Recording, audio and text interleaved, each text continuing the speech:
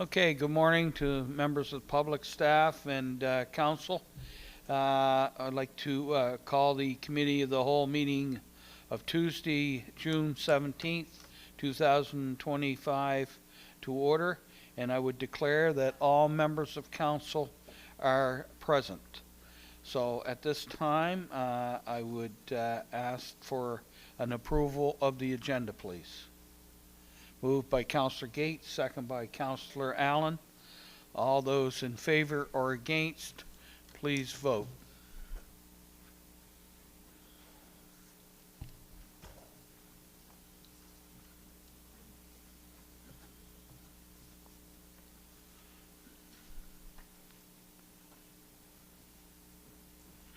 Okay, Councillor Best, I presume you voted in the first. You're sleeping? Okay, so you're voting in favor then? Okay, Haley, we'll have Councillor Best to vote in favor. We'll move on to, is there any member of council that would like to declare a conflict of interest in any issue that's coming up on the agenda today? Okay, seeing none, we will then look at the minutes of May 20th, 2025. Can I get a mover and a seconder to approve those minutes, please? Moved by Councillor Sappington, second by Councillor Hiltz. All those in favor or against, please vote.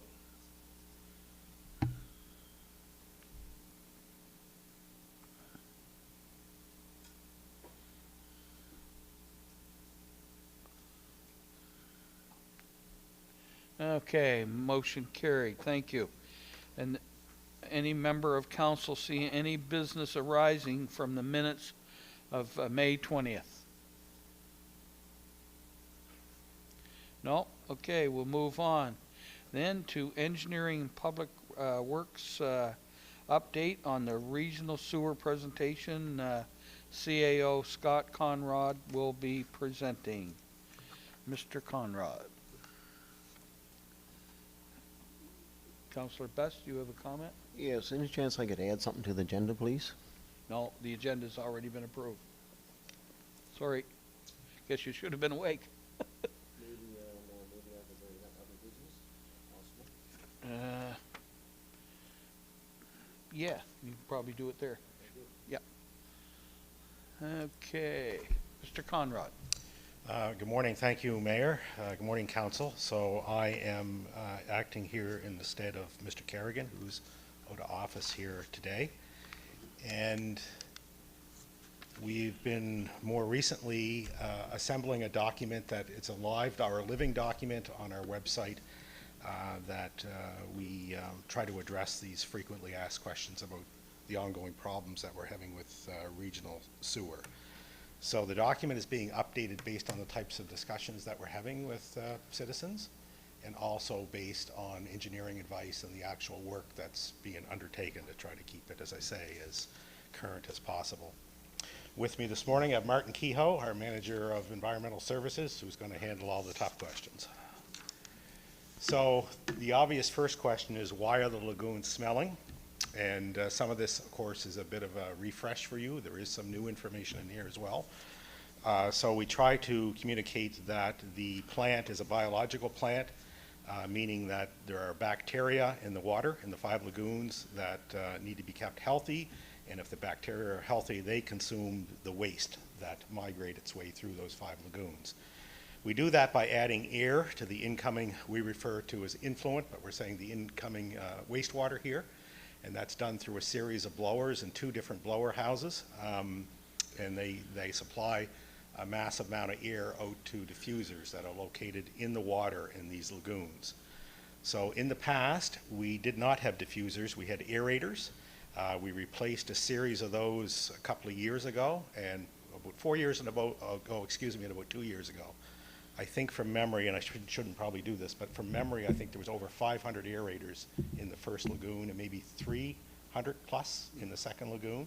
So quite a number of these aerators. They have now been replaced with diffusers. That was on engineering advice, and my understanding of the engineering advice was that The diffusers give more fine air bubble in the water column and do a better job on keeping the bacteria healthy, as opposed to large gulps of air coming out of an aerator. The lack of oxygen is the leading reason for the odor. The level of oxygen in lagoons 1 and 2 is not in balance with the strength or load of the incoming waste. So to skip ahead a bit, through Martin and his staff, through their good work, we've made adjustments in lagoons 3, 4, and 5, and the dissolved oxygen in those lagoons is actually quite healthy now. And we're not getting any odor out of the 3, 4, and 5 lagoons. We're still having difficulty with lagoons 1 and 2, and in particular, I'm advised early this morning that it's really lagoon 2 that's giving us some continued grief. We're not seeing any dissolved oxygen, so as I indicated the other day to Councillor Sappington, we had a couple of good days, and I was saying the DO numbers don't support that. It's probably just a wind direction at this point. So, but every day, including last weekend, staff worked all weekend, are trying different measures. We're getting new engineering advice every day to try to get the dissolved oxygen levels up in lagoons 1 and 2. This is a dated photo, but this is a picture of the former aerators that were in the lagoons. I often think when we show this photo, it really doesn't do it justice, because those aerators, I think individually, are about 36 inches in circumference and 4.5 to 5 feet high. So they're quite large, or were quite large before they were removed. And the next photo is a good shot of how the new diffusers are working. So you can see sort of a finer bubbling, as I was referring to, in the striations that are shown here in the right of this combined photo. So the next question that, of course, is just a common, straightforward question. You know, what is being done to eliminate the smell? So air blowers supplying oxygen in the lagoons 1 and 2 have been upgraded and reconfigured. I think we've explained on multiple occasions, the last time probably during the Village Commission meeting, that we thought that based on the plant performance last year and the upgrades, like I guess in general speak, after the plant was recommissioned, after this extensive upgrade, we witnessed better operating numbers than we had seen in years. So we knew that that wouldn't last forever, but we truly believed that we had several years. And in advance of those several years, we had ordered new blowers in advance of the upset this spring. So it wasn't, we didn't order the blowers after the fact, we ordered the blowers before the upsets. So those are supplying oxygen in the lagoons 1 and 2. I can sort of go off script here a bit, and I may have told you this before, but personally, I would say that, you know, we have, I always get the term wrong, but toolbox meetings or early morning meetings. I've attended a couple of those and gone to the lagoons myself.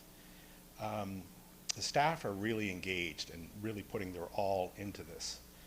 So for example, in those installation of those 2 new blowers that feed lagoons 1 and 2, our staff actually stepped in when the subcontractor wasn't there and finished the header and finished all the connection to the header and the piping in the first blower building on their own initiative, and did quite good work. Air blower supplying lagoons 3, 4, and 5 were tuned during the first week of June, and they're now supplying about 70% more air than what they were prior to that. And again, I think that initiative really came from us seeking out, in that case, not an engineering expert, but someone with variable speed frequency drive expertise in order to ramp those blowers up. We've been adding an oxygen boosting compound, and we've added what are referred to as mechanical mixers in lagoons 1 and 2. So here are a couple of photographs. So those are the 2 new high efficiency blower installations that are now in operation. And again, those feed the first cells. And we only, so just yesterday, we actually, because we're not seeing DO, and this is, I guess, speaking to the importance of having an engineered solution, we went out to our engineers again, and you know, there's daily conversations going on about these levels, and our engineering consultants redid the math on friction in the pipes and whatnot, and we now have adjusted in these first two blowers, not to the degree, I think if my math is right this morning, where we increased the output in 3, 4, 5 by 70%. We've now increased the output in cells 1 and 2, or just two, to about 48% more air. And cell 2 is the one that's still giving us most of the grief. So that's a very recent adjustment. Here's some photos of the second blower building that supplies the air to 3, 4, and 5 ponds.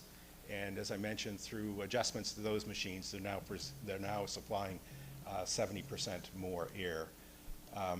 So this 5 lagoon system, obviously it comes in, the influent comes in, there's some initial screening, and then it migrates its way through the 5 lagoons. And so we are seeing some up and down, although the numbers are still overall very good in 3, 4, 5, but when you have a pass of something that's coming through cells 1 and 2 that's not entirely healthy, that is having influence on 3, 4, 5. It's not like a mechanical plant where it's not like exactly like a light switch, but it's pretty close. This system has to migrate all the way through those 5 lagoons when you have a problem. It's not something in a tank that you can deal with. So that's a graphic of what that equipment looks like.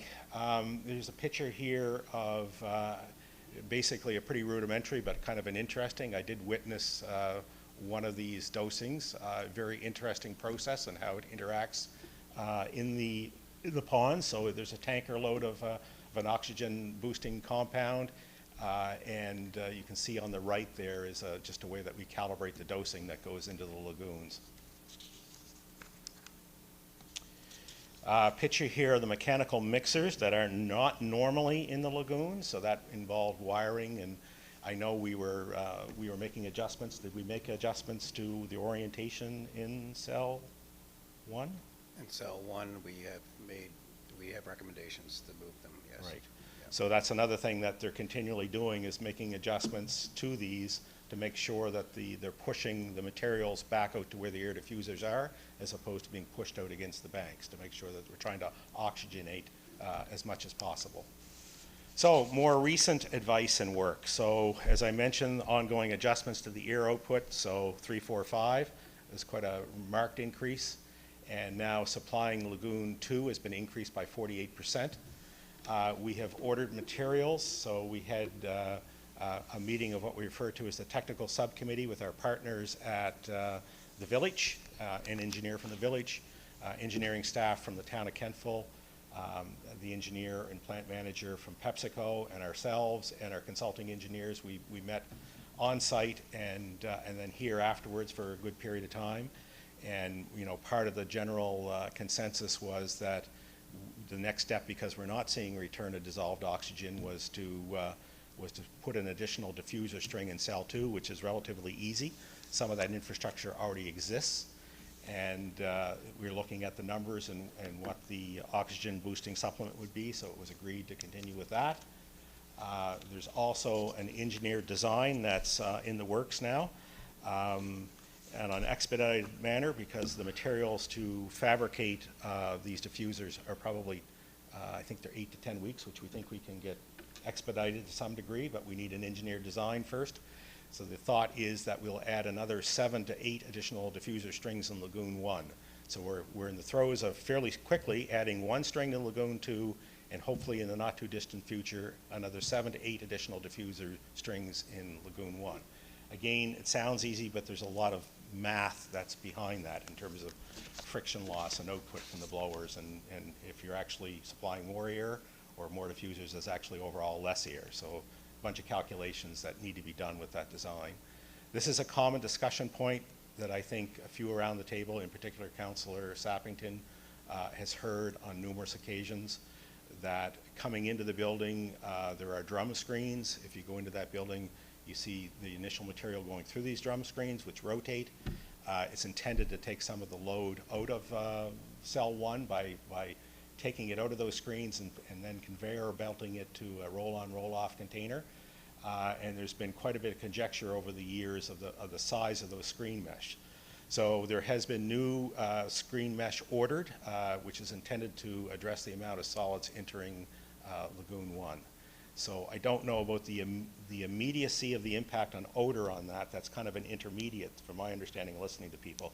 That thing, needs to be addressed, but probably it may have an impact on odor. But again, engineering are telling us, and other operators are telling us in other larger systems, that our problem presently is air not being matched to the strength of the influent coming into that first pond. So our crews here worked all weekend on removing, and I couldn't think of the right name this morning, Martin, after you left, but floating mats. I know there's a better name for those. But there's floating mats in particular in cell 2 that they worked all weekend hydrovacing those out with our vacuum truck and then delivering those off-site.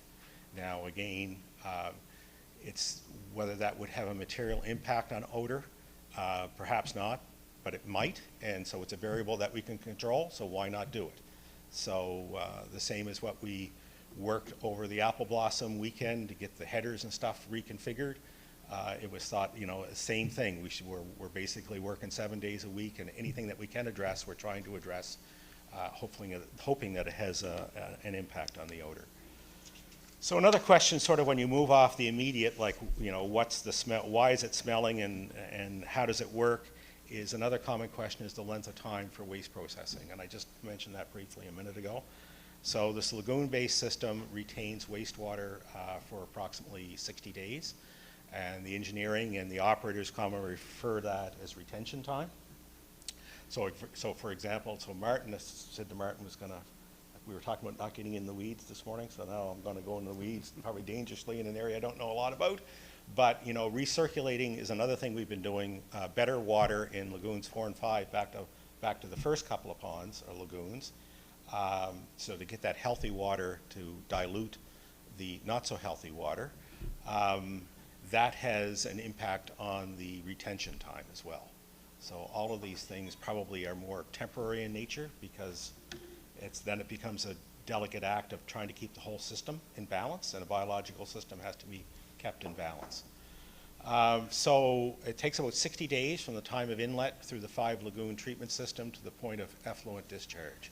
So when you have something go wrong, it's not like switching a light switch. It takes a period of time for it to migrate through the system.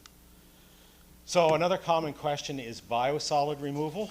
And I just, from memory, I was directly involved in the last couple of these exercises. So, we commonly hear that, well, you haven't been removing biosolids.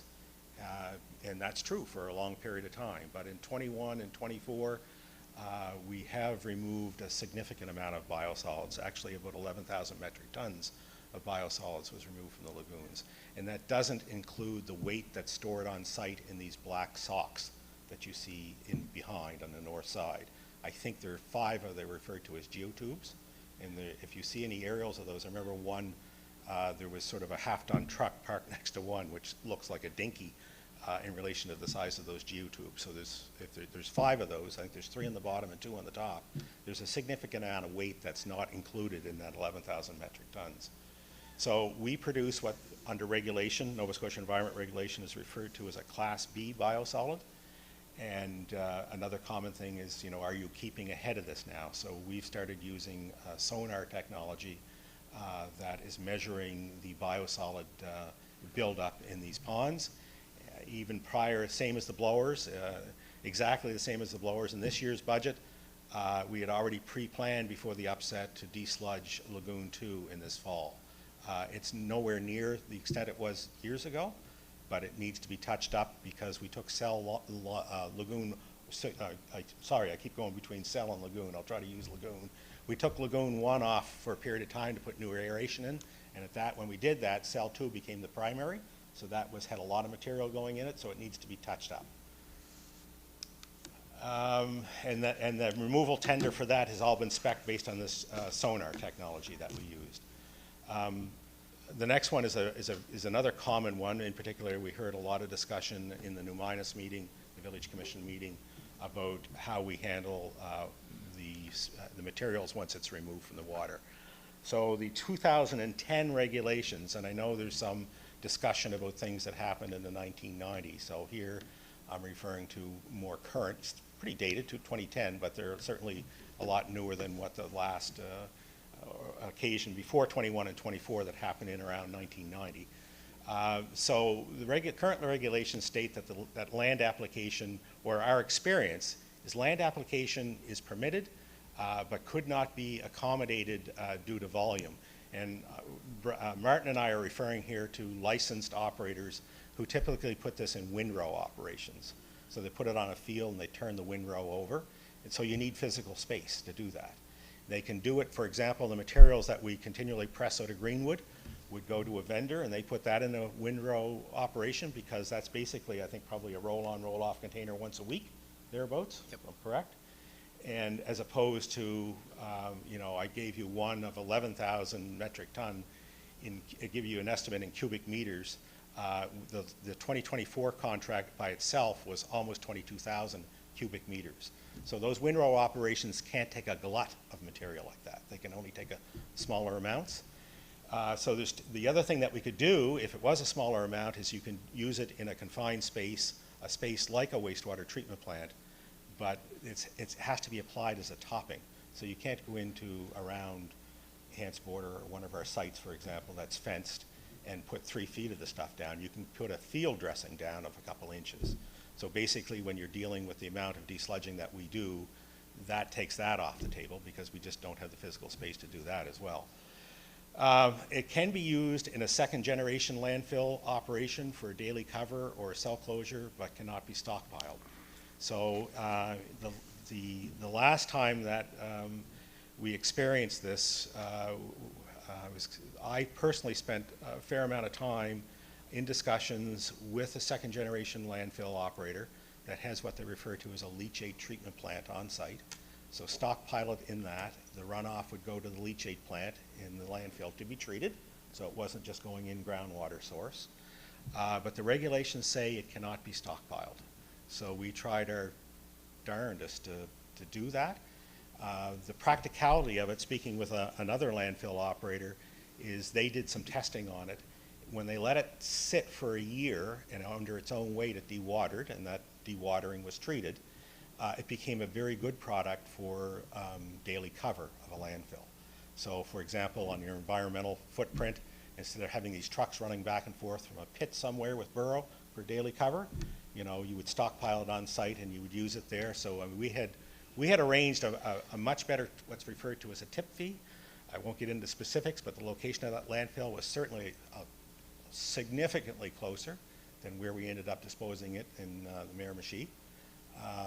So there was a lot less trucking expense that was involved into it. But again, the current regulations say that you cannot stockpile it, and at that point in time, we couldn't get a change in the regulation. So Class B materials have stockpile restrictions. As I mentioned, Class A and B materials have storage restrictions, some of which relate to drinking water supplies.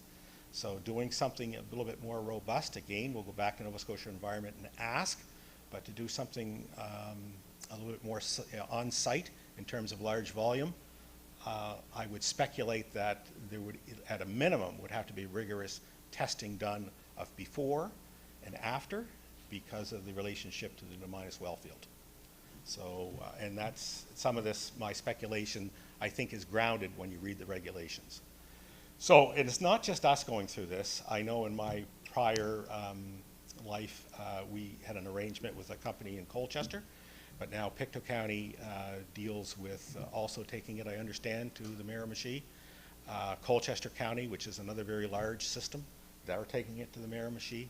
So you know, I guess simply put, there needs to be a Nova Scotia solution. But that's going to take some time to get that in place. But we're revisiting that as we're going on, because we do have our next tender, as I mentioned, that's coming out this fall. So this particular slide here, common question is, well, what kind of money have you spent in recent years on regional? So you can see here in the columns that the aeration and plant upgrades, engineering component of that, force main replacement, engineering for the force main, fencing, lift station upgrades, and sludge management, and the estimated payable for the remaining part of the, because it's splitting 2 years, of the force main replacement between RG5 which is a very large lift station behind the Justice Center through to the treatment plant. That's a $2.6 million contract. We've had significant problems with that line, and that line carries a significant amount of waste from all the way out here in Colebrook, including all of the town of Kentville, and it hits that line and that RG5 and then is pumped to the regional wastewater. So that's a very large project that's kind of covering 2 years. So these numbers are being adjusted because the final year here, 24-25, is we're still closing out our March 31st, 2025 number. So I'm telling you up front that that number at the end between 19 and March 31st, April 1, 19 to March 31, 2025 of 12.5 million, that number will go up. And you can see here that I did list on the side below sludge management in terms of weight. So that's where the almost 11,000 metric tons that was taken out of the water, again, not including the material and weight that's stored in those 5 geotubes on site. And of that, the cost of that is about $4.6 million, which is the desludging part of it was about $3 million. The disposal was $710,000. That's what I referred to as a tip fee. And the transport to get it there was $880,000. So size of the system is another fair question about, you know, how large is the system? What does it do? I mean, a lot of times, myself included, if it's not top of mind because you're walking over the top of it or you know, open a tap or you flush a toilet, you tend not to think about these things. But the system is fairly large. It covers residents, businesses, and industry and institutional users between Greenwich and Colebrook. There's about 22,000 residents that use that system. All of the businesses and industry within the Kentville Industrial Park are tied in. The retail sector in New Minas and the Valley Regional Hospital. So a little bit of the complexity of this biological system is it's just not a residential system. It's receiving influence from industry. It's receiving, I would say, and this is just speculation, that, you know, compared to other sort of smaller systems, it receives a greater array of things. The waste processing sector calls it FOG, fat, oils, and grease, so there's contribution from the restaurant sector. I mean, New Minas alone has a significant amount of that sector in operations. So to address that, you can't put everything in a slide deck, but again, based on Martin's work, we've put, struggling for the term, Martin, in your manholes, wet well wizard? Yep. So installed wet well wizard, one that's in there now is a trial run. That would liquefy some of these materials and make it easier for the plant to process. So there's certainly a lot of things that are going on. Another common question is, okay, well, how much does it cost to run this plant over the course of 1 fiscal year? So we've just summarized here the current year spend. So this would be the April 1, 2025 to March 31, 2026. This is the planned spend. So you can see it's almost $2.3 million a year just in operating. And that is broken out, as you can see here, with Kentville at 48%, New Minas at 21%, PepsiCo at almost 13%, and our share of those operating expenses is roughly 17%. So those are all based on contracted formulas, and it's a combination of volume and strength of what's being delivered to the plant. Your pro rata or percentage share of that. In terms of, you know, so what was the planned capital spend this year that was approved? It was approved before the upset.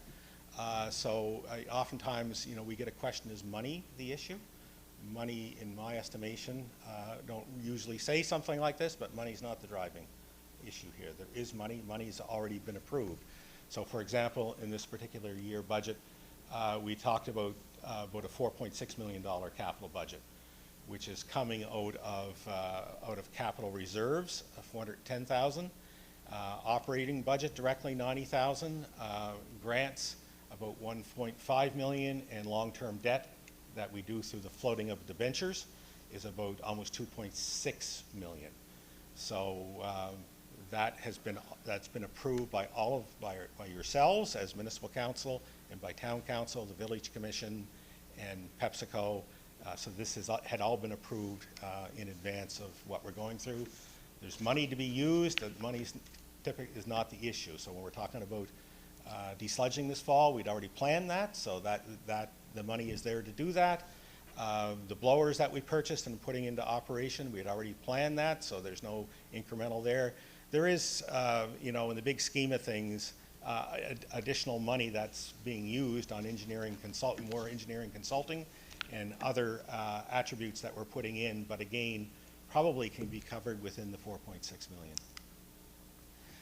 Another common question is, okay, well, we've lived through this for a protracted period of time.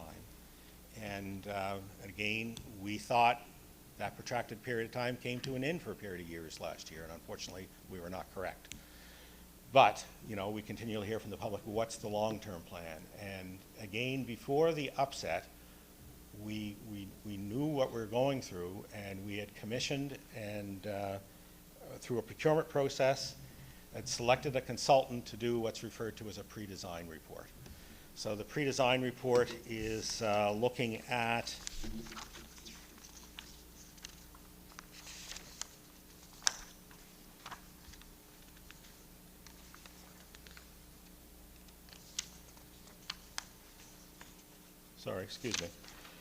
is looking at process upgrades, so things like pre-screening solutions. So I mentioned earlier the size of the drum screens, so that's an ongoing thing about what can happen maybe with those screens or other measures that can be done in combination with those screens. Possible conversion to an alternative treatment technology. So for example, would we be better suited without having a biological system, but more of a mechanical plant?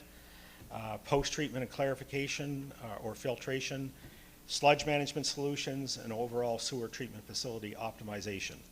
So the other components of this in-depth review highlights at least is it'll encompass the type of incoming waste and projected growth and development area, and we had planned to have that study completed by the spring of 2026. We've pushed that out to the spring of 2026 just to be transparent, because the consultant who was awarded that contract, we said we very much want you to get on with that, but right now we need your advice on the odor crisis that we're experiencing. So they can't physically do two things at one time. Part of that will involve some of that $4.6 million that we had planned for capital. So for example, to design a plant, they need data. And so composite samplers and upgrades to our composite samplers have been planned and included in that $4.6 million. So yeah, I know in the Numinus meeting, the question was asked, will that be a public report? And the answer that was given by myself and the mayor, that absolutely that would be will be a publicized report, a public report. So that's basically, if I was going to summarize, we have seen some successes in 4, 5, and 6 with DO levels, dissolved oxygen levels. 3, 4, 5, I'm sorry, put a 6 in there, we don't have a 6 pond. 3, 4, 5, and in lagoons 1 and 2, we're not seeing the type of growth in dissolved oxygen that we would like to see. That's despite of the fact of putting new blowers in. We've reconfigured one of those now that it'll deliver about 48% more air as of yesterday. That's despite of the fact of putting mixers in. That's despite of the fact of dosing it with an oxygen supplement. So we're now working hard on putting additional strings of diffusers in those ponds to see if that will help. I can say that we have yes, so that's basically I guess a quick summary of what you've just seen in these 20-some pages. The other thing that I think I would be remiss if I didn't say is just personally thanking the staff. I mean, when you can see it on their face when you go to these meetings, I mean, we're all, when we drive by, rolling our windows down. If we don't, some of us live in that area, some of us don't. Those that don't roll their windows down, and the first thing that we hit here in the morning is, what's the DO level? Seen any improvement overnight? You know, which way is the wind going? That type of thing. So it is certainly considered to be their first priority.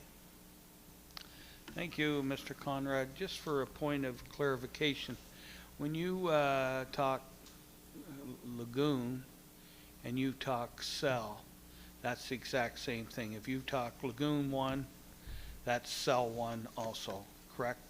Mr. Mayor, that's correct. That's my bad. So it's just we slip into the some type of speak with the engineers when they're here, and a different type of speak that we're using because people may not know what we're referring to as a cell. Just wanted to make sure that that was clear. Thank you for the clarification. Okay, Councillor Best, do you have a question?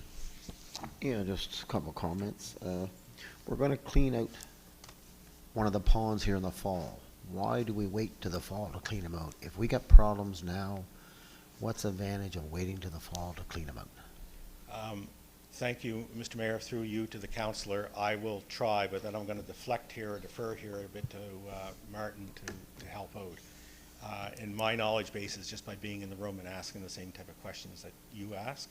So typically you do, and in our past we have tried to do that, typically you do it when the weather starts to cool, because there is less chance of any upset with that. And when that question was asked the other day, that was a specific point on our agenda with the technical committee, should we be doing that now? And the response, as I understand, was it's not the sludge in the water, or at least the amount of sludge in the biosolids in the water right now, it's air. We need to address the air. That's the priority. So if we're not addressing the air now, when we take the air offline to desludge, we could be making it a lot worse.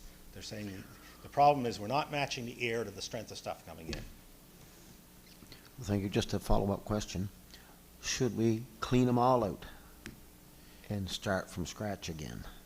So, If we had lots of money. I mean, it's Yeah. going to be very, very expensive, but I feel if we clean them all out, we start from day one, and because I think well, everybody, I mean, it's suffering everybody, not just Newmine, Port Williams, everywhere. I mean, it's been the hottest topic since I've been a councillor about this, and I don't even live in that area. Right. So through you, Mr. Mayor, to the councillor, so as I mentioned earlier on, we're using sonar technology to know how much material are in the lagoons. And right now, the priority would be to desludge cell 2, but it's not to the extent, as I understand, to the point of advancing it sooner than later. It's not the extent of buildup that it was prior to a couple of years ago. And the problem is related to getting more air in the water. But if I'm misspeaking, I'm looking for Mr. Kehoe here to chime in. Yeah. So through you, Mayor, to Councillor Best. So cell 2 was selected just to clean out what was sort of loaded in after we desludged already. It has approximately just over 4,000 cubic meters of sludge identified in the sonar survey that we have to remove. Cell 3 sitting at about 6,100 cubic meters. Cells 4 and 5 are sitting at 28, just under 3,000 each cubic meters of sludge. So we do have some budget so we're going to do cell 2, and then on recommendation of our consultants, we're going to start proceeding with the other cells as well. So through you, Mr. Mayor, not looking to overcommit and underdeliver, but what Mr. Kehoe is saying is that we believe we may have sufficient budget in that 4.6 to actually do a bit more than cell 2. I think the other common thing that we were talking about the other day was more of these other cells would be more or less touch-ups of those cells. But again, we won't be able to confirm exactly what we can do until the numbers are confirmed with the contractors. Councillor Sappington. Thank you. Through you, Mr. Mayor. First off, if I may, I'd like to preface with I know that you guys are working very hard. I've witnessed it myself, and I'd like to thank you personally for Scott and Martin and the mayor and Councillor Gates showing up to the Village Commission meeting in Newmine on Monday. We had a lot of questions there, and you did a thorough presentation there, and then you accepted a lot of questions. And I know at the last council meeting I asked a lot of passionate questions. I don't think I was personally being critical to our staff. It was just questions that were being given What's to me your question, by Councillor? desperate people. So here are my questions. It was actually a thank you. So anyway, the materials that you've ordered, do we have an estimated time of arrival for those? So, Mr. Mayor, through you, I'm going to get Mr. Kehoe to answer, but so there's two. There's completing a string of which we have some components on site for cell 2. So Do you have an estimated time of when that might be in operation? I'm being told 8 to 10 weeks for diffusers. So that's the same as the 7 to 8 complete strings in cell. Correct. Right. So we're hoping, but we're also checking with our municipal friends out there to see if there's some that we can, and I'm assuming that is something that there's a mechanical fusing? Yes. There's a plastic welding or something that's HDPE, involved in that? Yeah. Correct. So it's getting the components plus the fabrication when they're here on site. Follow-up, so how long would the fabrication take? So that wouldn't take as long because we just have to rent the fusing machine, and they can do that on site once we have the diffusers. Thank you. Councillor McPherson. Thank you, Mr. Mayor. Through you, thank you for the detailed and encouraging report. Very much appreciated. And also a thank you to Director Kerrigan and the staff for the tremendous response and work done over the past number of weeks on this. My question is out of curiosity. When I look at your numbers, I'm seeing that the municipality of Kings County is responsible for about 70% of the volume going into the plant. Yet it appears to me that we have ownership and we have the brunt of responsibility in order to ensure that the system is functioning properly. I'm curious as to how we became the owners. Why are we the owners? Is it based on geography of where the plant is located, or is there some historical factor that led us to be the owners when we are only responsible for 17% of the volume? Thank you, Mr. Mayor. Through you to Councillor McPherson, excellent question. I wish I had an excellent answer. It's a bit of history that I am not, and our institutional memory there is not particularly great with just answering the basic question of why do we own the assets. So it's our share is based on both flow and strength. So there's two components of that. You know, in terms of we had quite a conversation at the technical subcommittee. This at the end of sort of the mechanical and fixing the smell part of it. There was a discussion about governance and ownership and that type of thing. So we had looked at that a couple of years ago, and it feels like we're in a bit of a squirrel cage here doing this, because a couple of years ago we said really important, but not as important as the smell. So we thought we fixed that, and now, you know, we're trying our best to fix it again, but now, you know, that's certainly something that has to come back up. So for example, we have started looking at where we can't have one bylaw, like New Minas has its own bylaw, Kentville has its own bylaw, we have our own bylaw. So we're now working on the specifications for what you can put into the system, the background materials from a science sort of perspective that will be embedded in a bylaw that would be adopted by all three. Won't be one, but they'd be mirrored bylaws. And so there's all of those types of things that have to be looked at. Not to go too much farther than that, and I'm not saying this because there is a particular problem, but it's just something typically that you do see in bylaws. If you think about the name, it's by law. And typically, not all, but most of the bylaws have some type of punitive measure, right? So it's usually, a bylaw is generally linked to the Summary Proceedings Act, that a bylaw enforcement officer can issue a summary offense ticket. The same as what you get if you're pulled over by the RCMP or town police or something when they write you a SOT.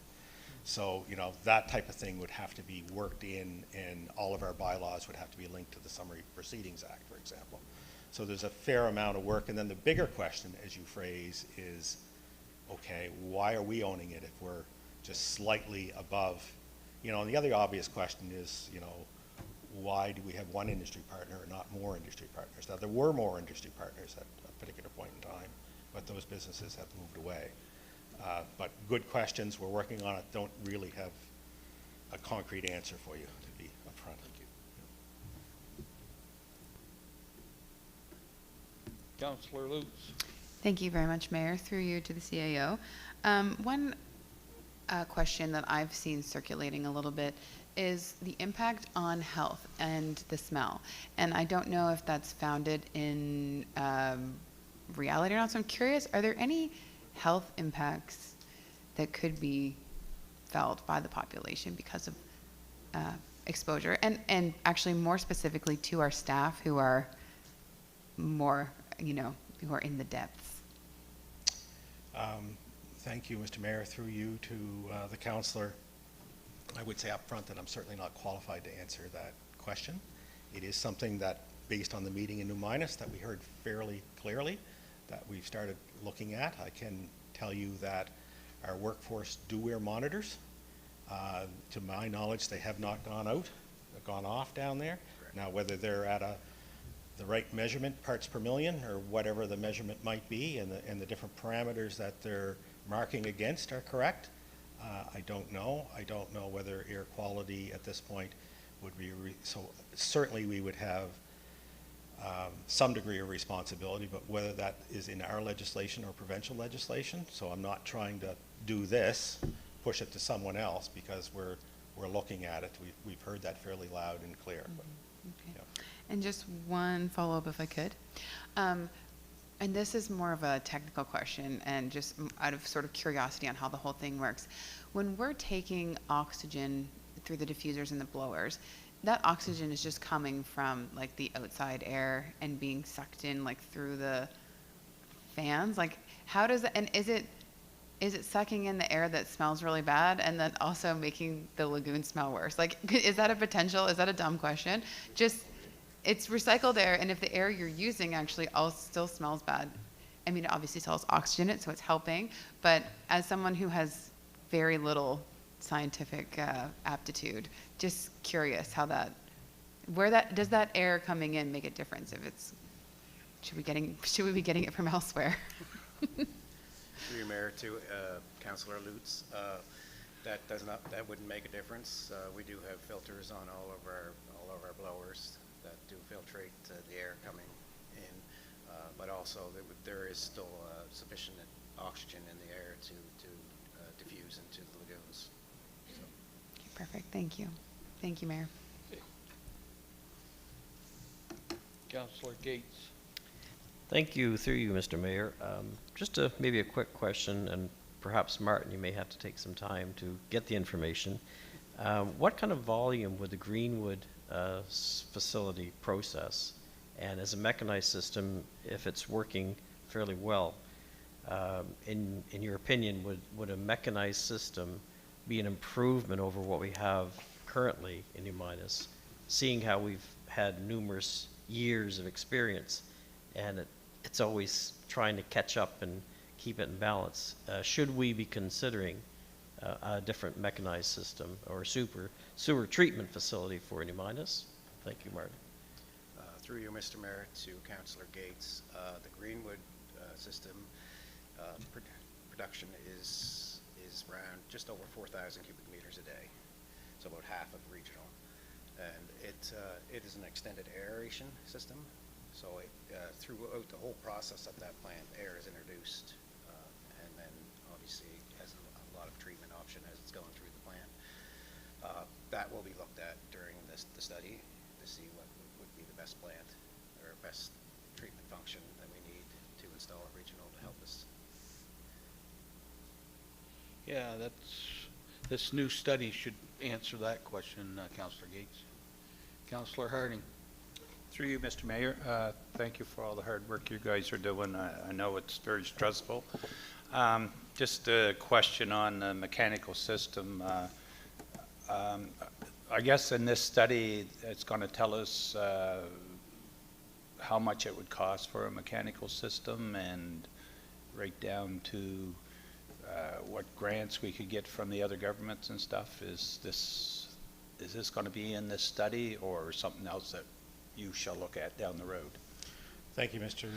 Mayor. Through you to the councillor. So the first part of your question is yes, it would do order of magnitude costing, probably somewhere in the area between Class B and Class C, probably a little closer to Class C. In terms of the funding, that would not be covered by this study.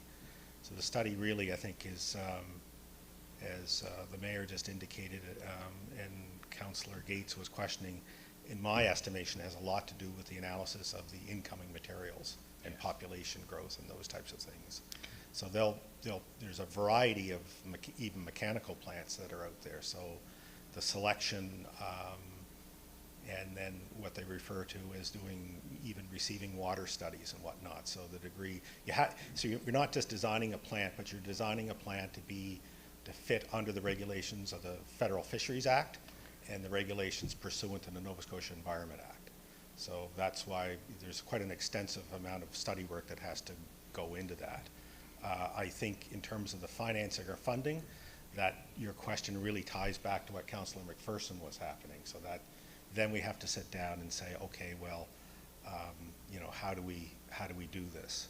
I would hazard a guess up front that with the magnitude of what I would suggest would happen here, that we would certainly be looking for cost sharing from the other orders of government, from the federal programs and provincial programs, for sure. That would Thank be a you. component of it. Thank-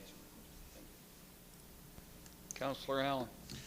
Thank you, Mayor. I realize that we're talking about the regional sewer update, but the wastewater treatment plant in Hantsport also has an odor problem, and I realize you're working on it, but it's compounded by the noise of that pump that's supplying the air, and the residents describe it as a sound of a jet engine.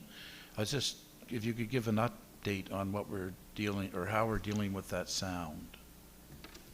Through you, Mayor, to Councillor Allen.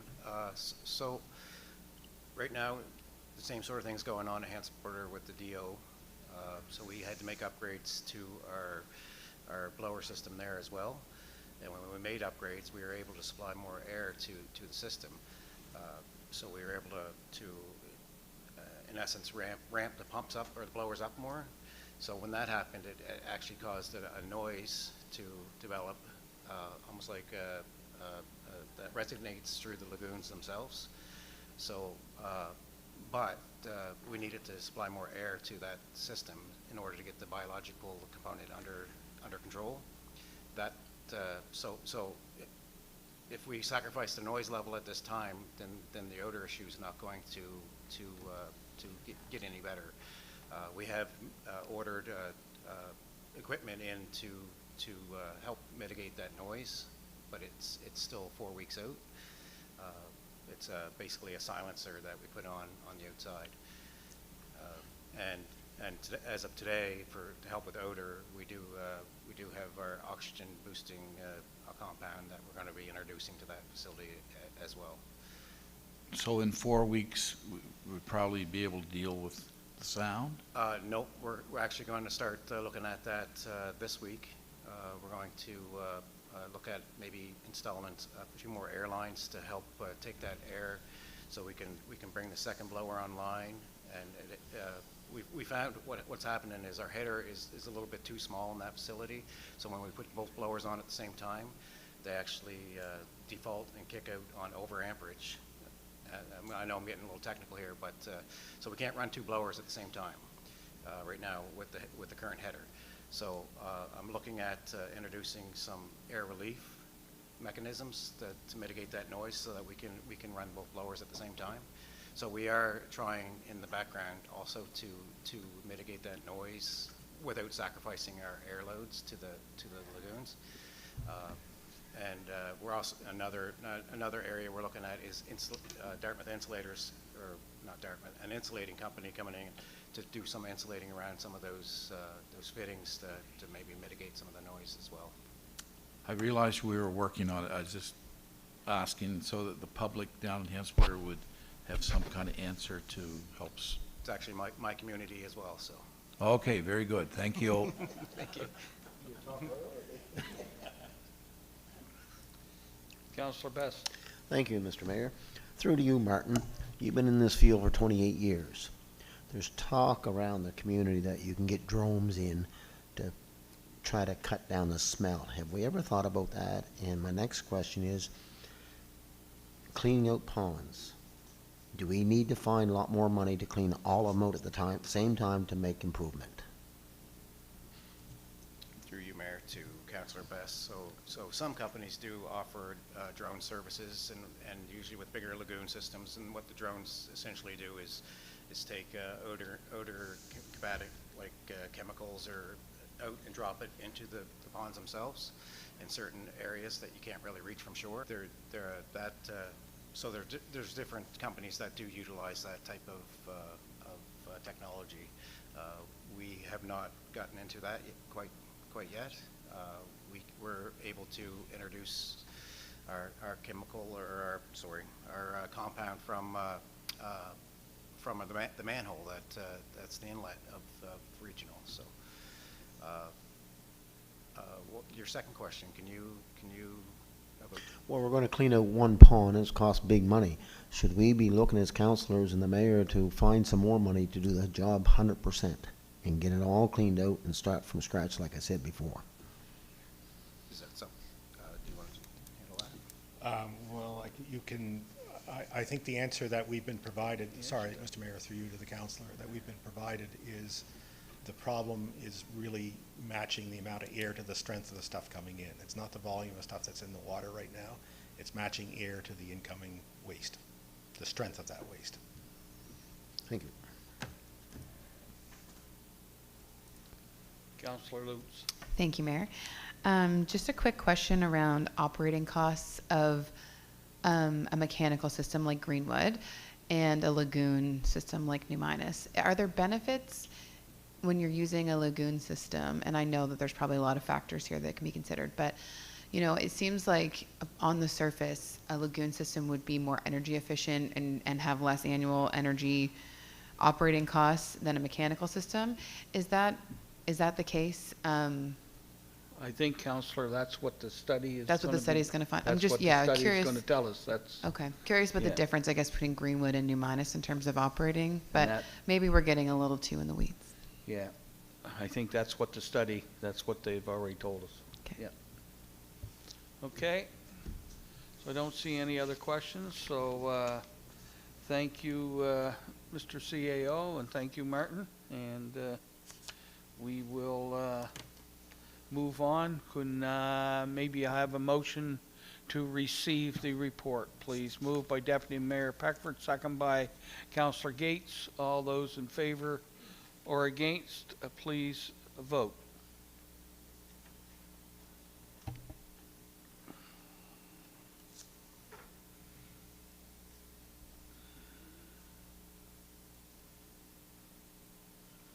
Okay, motion carried. All right. Administration. So now we'll move on to the motion carried. Move on to the summer programming and events in the community development. The presenters, our first presenter will be Molly Peckford, Peppard, I'm sorry. We don't want any more Peckfords here, do we? No. Molly Peppard, recreation intern.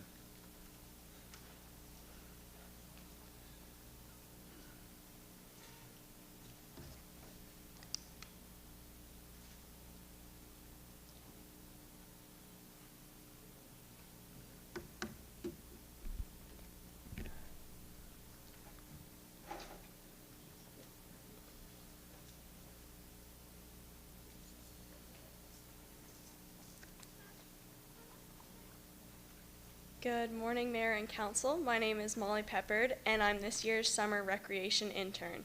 I'm here with some of my fellow colleagues today, whom we'll get to meet later in the presentation, and we're here to present the summer programming and events in community development.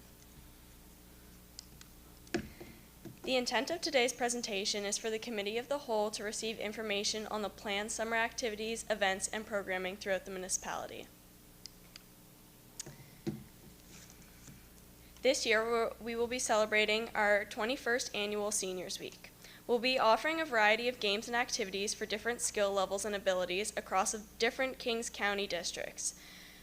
On the way right now, we have card games at Louis Millette Center from 1 to 4 p.m. today after this.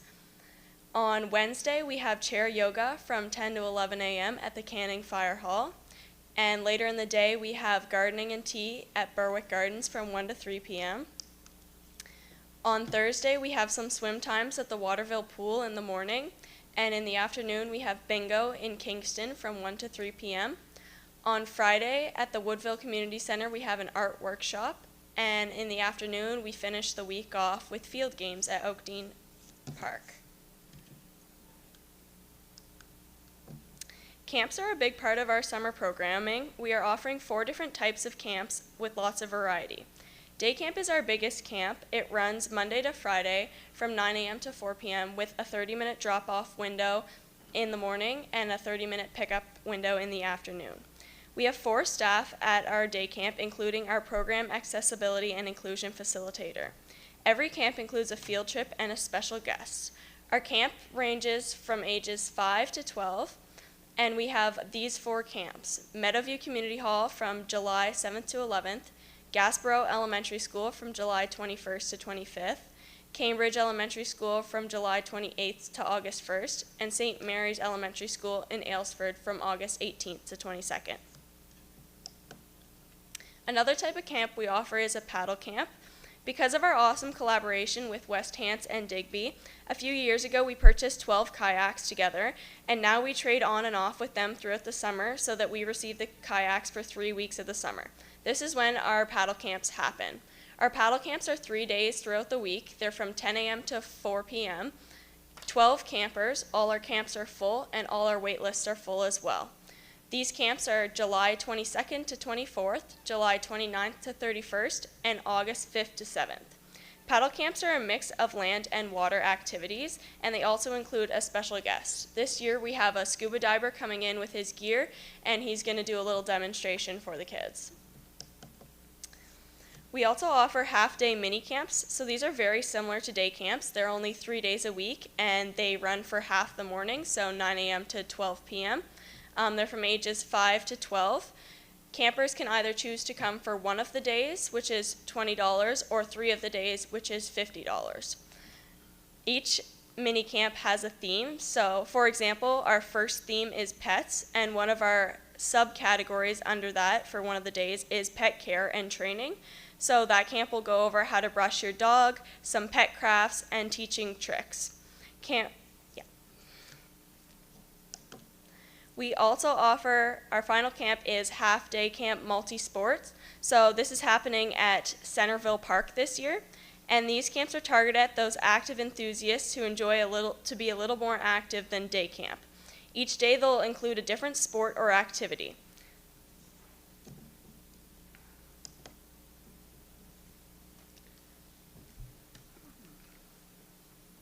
Okay, so now we have Danielle Dulay. Good And- morning. Morning. My name is Danielle Dulay. I'm the Inclusive Communities intern for the summer, and as part of the diversity team's involvement in this year's day camps, we'll be delivering an introduction to inclusive language session on the first day of each camp. Similar to last year's, this session is designed to introduce campers to the concept of respect, belonging, and inclusive communication and language. Specifically, we'll be guiding them through age-appropriate discussions about pronouns, kind language, and how to contribute to a welcoming environment where everyone feels safe and valued. Rather than a formal lesson, this session will be interactive and engaging. We'll use hands-on activities such as co-creating group guidelines with the campers and establishing shared values for how they'll treat one another. Through these activities, the campers will be encouraged to be more open and curious. And now we have Jadra Hannum. Good morning. My name is Jadra Hannum, and I am the Program Accessibility and Inclusion Facilitator for the County of Kings Recreational Summer Programs. This is a new addition to the Community Development Summer Team, and it is to provide equitable and inclusive programming for participants with diverse needs. Upon registration, there's a new section on the form where parents or guardians are able to enter any information regarding their child's specific needs. This helps me plan in advance for any accommodations needed to ensure the participants' camp day is as fun and runs as smoothly as possible. If a participant has specific physical, sensory, or cognitive diversities, I can come up with modifications to activities within the programs when required. This could include either modifying the activity using different equipment or providing a fun alternative to the group activity. Having these options in place will ensure the participant feels included, but also has the opportunity to decide for themselves if they wish to participate in a more quiet or individual activity at that time. Throughout the day camps and pop-up plays, I will be there in person to provide support to those children with diverse needs to ensure they have the most positive experience possible. This helps the other staff keep the programs running smoothly when any issues arise. Having plans in advance for these participants is a great advantage, but there still could be outcomes that were not foreseen, so I will be there in person to come up with any solutions on the spot that are needed. And we will use this as an opportunity to implement additional plans for future programs. The objective of this position is to ensure that all participants have a positive camp experience and feel safe, supported, and included. Thank you.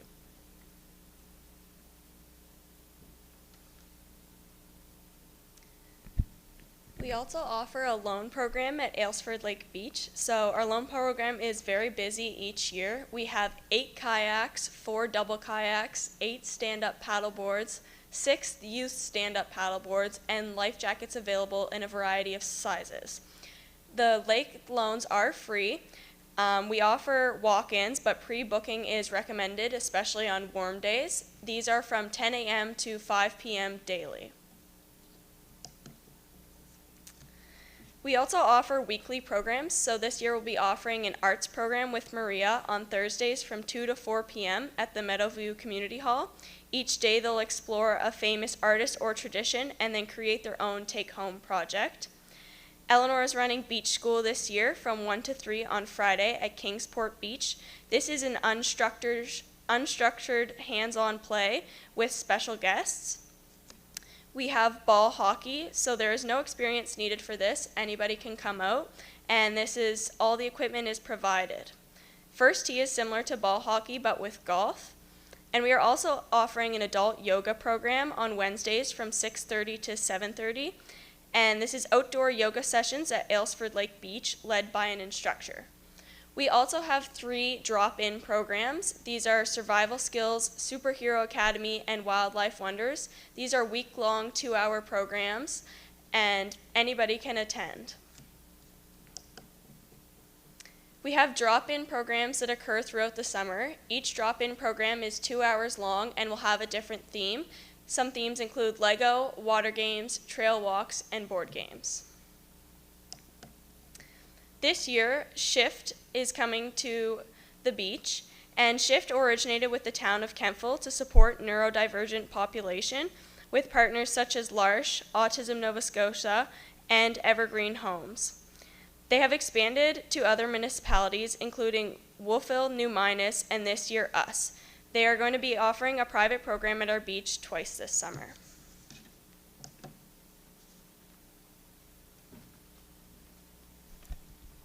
For other celebrations of the community, we have the Welcome to the Beach Community Party and the Party in the Park, which also includes our annual seasonal agricultural workers soccer tournament.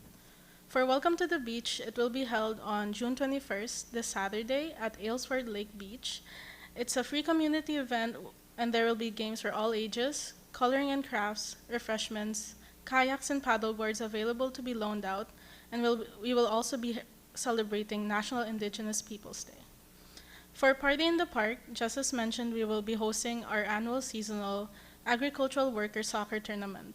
We will also be having Caribbean Pot as our food vendor.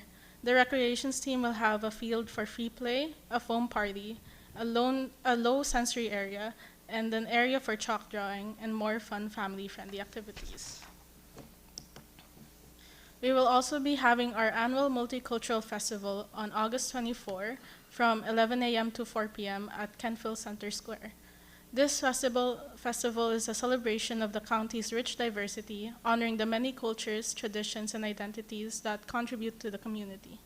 The event will feature live performances, a food market which offers a range of global dishes and showcases our local diverse businesses in the county, interactive booths, an active living tent where last year we offered Tai Chi, hula hoops, and yoga, a children's tent, And the diversity team will be having our own diversity booth, which offers Mi'kmaq word searches, diversity coloring pages, and pride flags, along with some information to get to know each flag, which are available for everyone. The booth will also be joined by the accessibility coordinator. For financial implications, all costs for this programming were approved in the 2025-2026 operating budget. This leads us to recommendations where that Committee of the Whole received the June 17, 2025 briefing on summer programming and events as information. Also, we'll drop off the handouts that we have on in your mailboxes. Thank you. Okay. Thank you very much. Excellent presentation from you. The only one thing that I see missing there in the over 55 games, table tennis. I hear that in this area we've got some over 55 people that play table tennis. Maybe in the future you might consider that. Just saying, you know. Let's not go any further. All right, so we got some time for some questions, and Councillor Best. Thank you, through Mayor. On these summer programs, do you look at different areas every year, or do you back the same areas? Like, I don't see anything out to Lake Paul, or goes to Aylesford and it stops. Do we do anything in Greenwood or Kingston or Hantsport? Through you, Mr. Mayor, to the councillor. This year I've looked at the map and I've tried to point out a diverse amount of regions and districts for us. I'm doing something in the back of Greenwood this year at the Three Rivers Community Hall, as well as we have a pop-up in East Dalhousie this year too. Thank you. Councillor Lutz. Thank you, Mayor. Through you, I just want to preface my comments by saying I'm extremely proud to see this level of service in Kings County for people who, of all different ages, of all different abilities, and I think it's absolutely marvelous. I remember when I started on council in 2016, we were offering very, very little in terms of recreation. So this is just an absolute pleasure and a joy to hear from you all this morning. So thank you. I have two questions.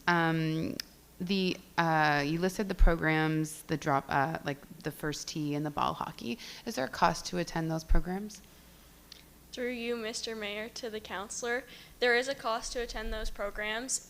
You can do one a week, so you could pay $5 to attend the program every week, or you can pay a bulk, which has a little discount on it if you want to attend every program in the session. And are all those, so like if it's ball hockey, for example, is it at the same location each week? Yeah. Okay. Oh, sorry. Yeah, that's great. Thank you. And then my follow-up question is, do you find the registration website works really well? I obviously register my family for these types of programs. I find it user-friendly and easy to use as a parent because I'm registering it's a well-used back-end website. Like other towns and municipalities and sports organizations use that same registration platform.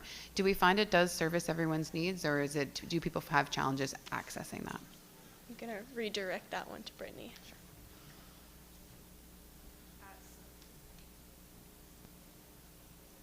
There we go. Through you, Mr. Mayor, to the councillor, increasingly people are getting more comfortable with it for exactly what you say. More and more municipal units are using it as their registration software, but we also always offer the opportunity to reach out to staff directly if technology is a barrier, but also if cost is a barrier. So we never want folks to be impeded from accessing municipal recreation. So we do our best to work with them to make sure everybody can participate. Perfect. Thank you. Thank you, Mayor. Councillor Sappington. Through you, Mr. Mayor, I would like to say that long before I became a councillor, the rec department was very familiar with me and my 3 young children, because it is the only way I was able to keep my sanity during the summer was to tour all over the county with different events from the rec department. I would like to say that especially with a lot of programming having been drawn back from our library system with cost-cutting measures, it has been very much felt by my family because we don't have those sorts of activities through the library, which puts even more of a responsibility, I guess, with our Kings County rec. I was wondering if that is felt, and also you said that your programming is very much full. Are we able to gauge how much of our community that we are unable to provide day camps to? Thank you. Redirect to Brittany. Through you, Mayor, to the councillor. I'm not sure I can say that it's specifically because of a change in library offerings, but we are seeing increased demand for a variety of our programs. We also are emphasizing innovation in our department, so we're looking for the opportunity to offer new things. Sometimes that means things that we think will be popular are not, and things that we think maybe will just have average interest have tremendous interest. So we're constantly working to find adequate offerings for community interest and also expand our age range. You can see that this summer. There's a lot more for adults actually than we have had in the past. So I'm really pleased that the team has been able to prioritize that. Councillor Gates. Thank you, through you, Mr. Mayor. Great to see the rec department in action. I just have a quick question with regards to maybe any families requiring assistance for summer camp. Do we offer to cover that $175? If not, I would like to see that. Sorry. Redirect to Brittany. Through you, Mayor, to Councillor Gates. So we don't have a policy-driven response to financial barriers, but we are working on one. And in the interim, we work with families to meet their needs regardless of their financial circumstance. There are also quite a few third-party funders that we work with. So they'll either refer participants to us, or a participant will disclose that they're receiving support from elsewhere, and then we work directly with them. So to my knowledge, nobody has ever been turned away because of finances. Okay, great. Well, thank you, and thank you very much. So we have a recommendation that the Committee of the Whole receive the June 17th, 2025 briefing on summer programming and events and community development as information, and ask for motion. Moved by Deputy Mayor Peckford, second by Councillor McPherson.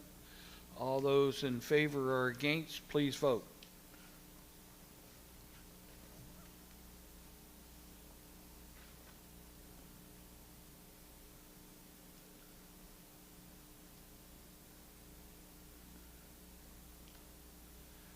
Okay, again, thank you very much. Motion carried. And what we're going to do is call a 10-minute recess while Amy gets set up.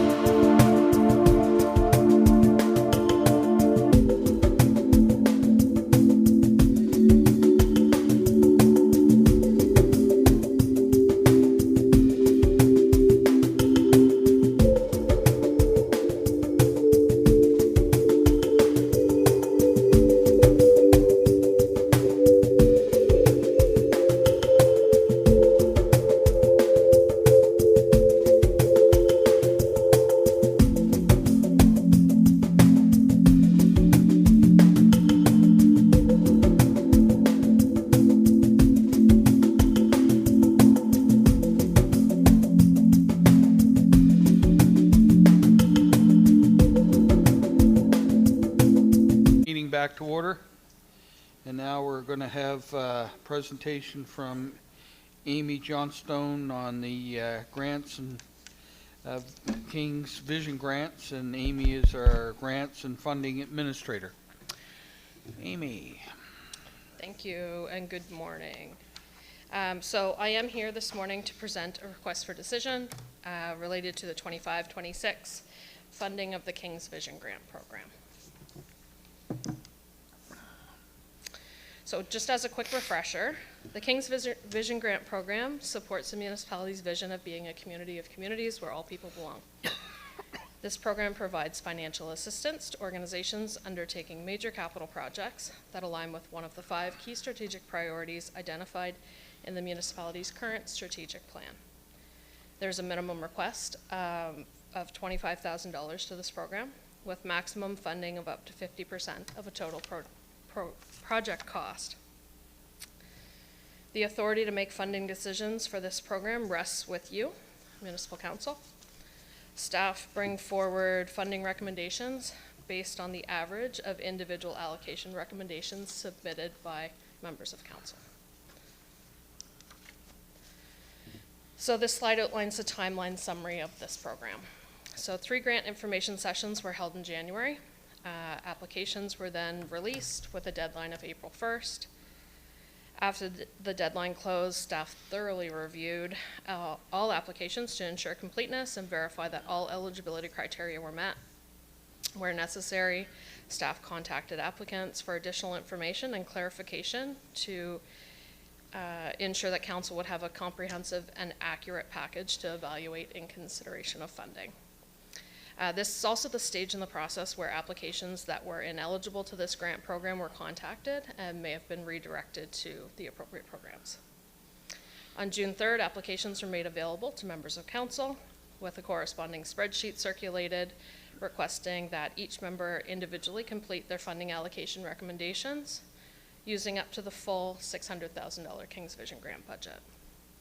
June 10th was set as the deadline for funding allocation submissions, and I can confirm that I received submissions from all 10 members of Council this year. Staff averaged the allocations received to prepare today's recommendation, using this average as the base. Not super easy to see on the screen, but staff reviewed the average funding allocations to ensure the recommendations provided meaningful support, were proportionate to the funding requested, and sufficient to achieve the intended outcomes. Where needed, amounts were adjusted to reflect full year funding while maintaining the average percentage award. This slide outlines the existing multi-year applications, showing averaged and recommended funding amounts. As the majority of allocations submitted provided full funding to existing multi-year applicants, staff recommend continuing with the originally awarded amounts for each organization. All organizations in this category have either a contribution agreement or pre-funding terms and conditions in place that guide the disbursement of municipal funding. These agreements include specific requirements that must be met in order to retain any accrued or unpaid funds. Should an organization fail to meet these requirements, the agreement may be terminated, and any unused, awarded, or accrued funding will be reallocated to another internal account, GL account, in accordance with the surplus allocation policy. So the total funding recommended to existing multi-year applications is $260,410. This slide outlines the new applications, both averaged and recommended amounts. For new applications, minor adjustments were made to the average term of funding, which in turn affected the annual funding amounts. These adjustments were made to recommend rounded dollar figures in full year terms. All recommended funding maintains the average percentage award. Total funding recommended to new applications is $302,600. Standard terms and conditions, including requirements related to permitting and inspections, will apply to all recipients before any funding is released. Successful applicants may also be required to sign a contribution agreement or the general terms and conditions prior to receiving any funds. The financial implications of the presented recommendations result in a total $563,010 in funding from GLO 12265-960, which is the King's Vision Grant budget, leaving $36,990 of the total $600,000 program budget unawarded. These funds will be allocated at year-end in accordance with the surplus allocation policy. Alternatives to today's recommendation include that Council may apply any additional conditions to any funding allocation, and Council may recommend adjustments to any allocation provided that it remains within the King's Vision Grant total budget of $600,000. The amount does not exceed 50% of the applicant's total project cost, and the amount does not exceed the total requested by the applicant. Implementation. So following Council approval, staff will notify all applicants of the outcome of their funding requests, including any applicable conditions, with successful applicants being clearly advised of accountability and reporting requirements. This notification would include that final funding amounts will be adjusted based on actual revenues and expenditures. Funds are then dispersed accordingly, and a list of successful applicants are made publicly available on our website in accordance with the MGA and our policy. So that brings us to today's recommendation, which is broken into two parts. The first relating to the existing multi-years, and the second for new applications. So I can read you the recommendations or take any questions of Thank you. clarification. Well, we'll do questions first, I Sure. think, Amy. So does any member of council have any questions to Amy? Okay, Councillor Best. Thank you. Through you, Mr. Mayor, to Amy. The new policy now, I understand that if the funds are not used in 2 years, it goes back to the county? Through you to the Councillor. The policy, the most recent policy amendments included that applicants must be ready to break ground within 2 years of their application submission. So if their anticipated start date is beyond that 2 years, they'd be ineligible at this point. So they wouldn't be included in this package. That's Okay. today. That's today, okay. That's new. That's new? the most recent amendments, yes. Okay, thank you. Ask another question, Mr. Mayor. You left 36,000 on the table. Why would you leave 36,000 on the table and some of the people didn't get the request they asked for? Through you to the Councillor. The average funding allocations left some money on the table. The recommendation that's before you today is just minor adjustments to that average. So that is the average of your will. So I'm bringing to you today that average recommendation. So it does leave money on the table. Right. Yeah. And the follow-up question, Mr. Mayor, I really believe these grants are very important in every area. But I really believe that these people who are applying for money should be shovel-ready. And we have given money to different ones, and they're not ready yet. I look at Landmark East, for example, and I don't pick on anybody, but I think they need to be shovel-ready so other people can have their money and get ready. I'm going down in the spring to help Landmark East do a big dinner and auction, try to raise money for them. So I tell you right now, they're not going to be ready for another year. So we're going to put $40,000 in account for them, and they're not going to be ready for at least a year or two.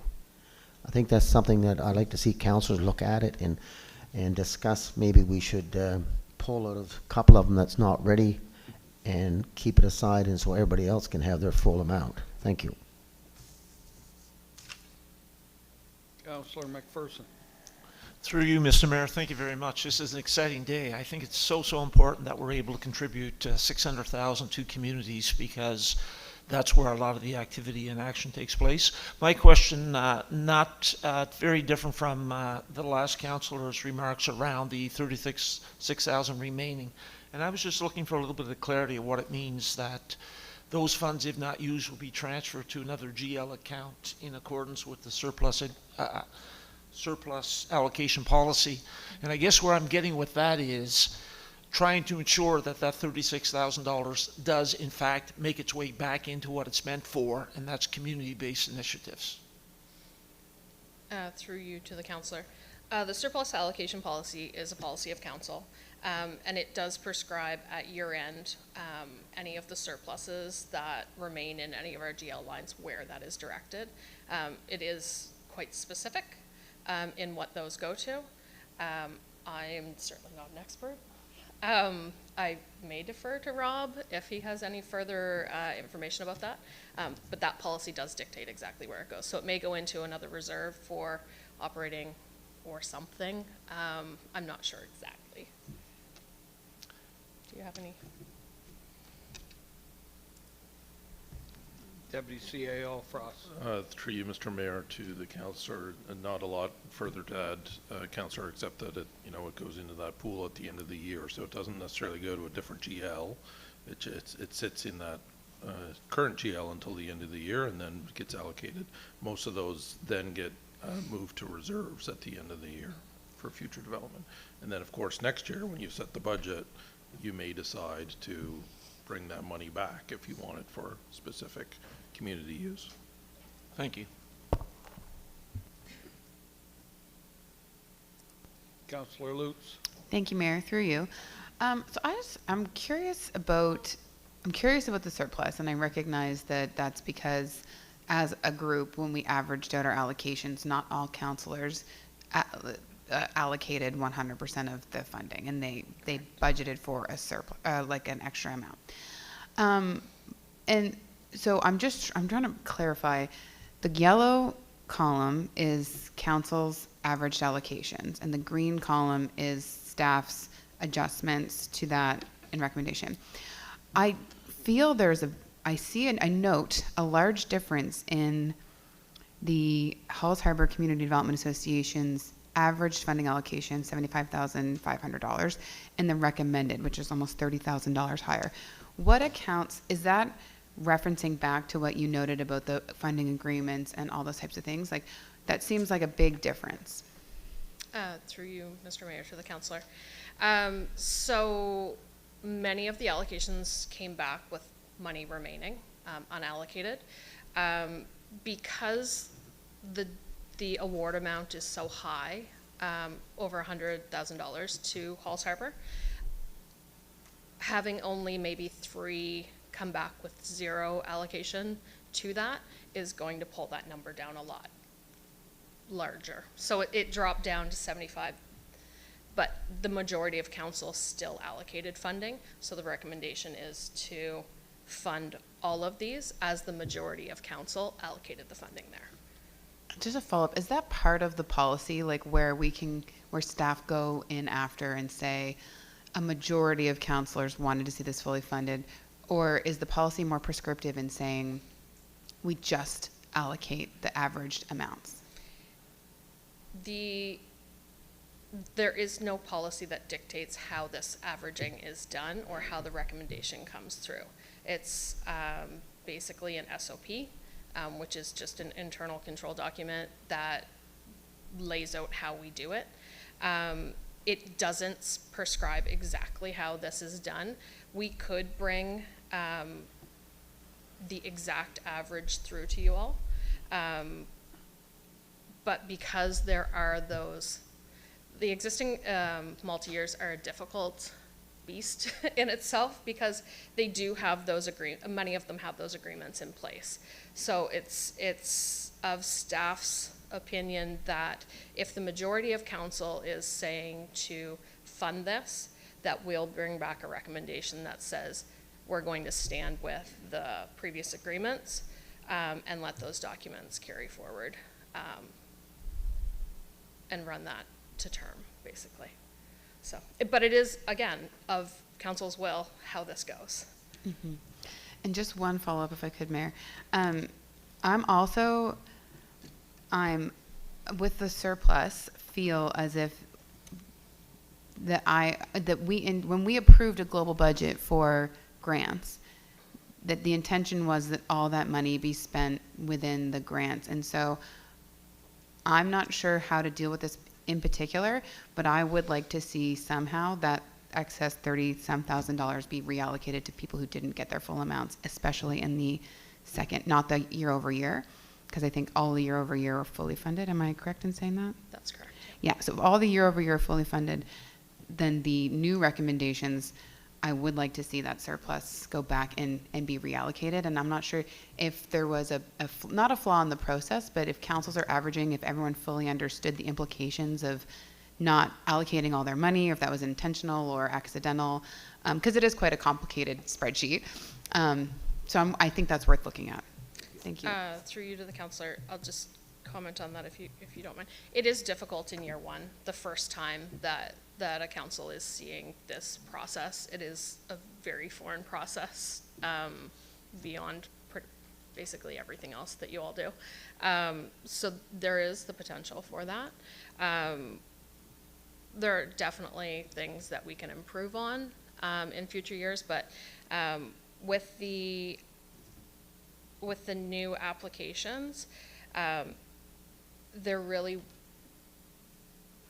isn't much holding to the percentage award for the new applications is really the only sure thing that staff could do. So bringing those to that full year rather than the 0.9s or the 1.1s, that sort of thing. So bringing that to a full year term and adjusting that funding amount to that, to hold to that percentage is really, I don't want to say the safest, but like it is the closest to your average that we could present. So that's where that came from. Deputy Mayor Beckford. Thank you, through you, Mr. Mayor. I'd like to thank Councillor Lutz. I think some of my questions I was going to bring up she already asked, but just looking in the new recommendation, I guess want to go into a bit more detail, because I know in the case of Halls Harbor, you had mentioned it's harder on multi-year allocation and trying to stick with, majority of councillors might have wanted to go higher, and one or two can bring down the average.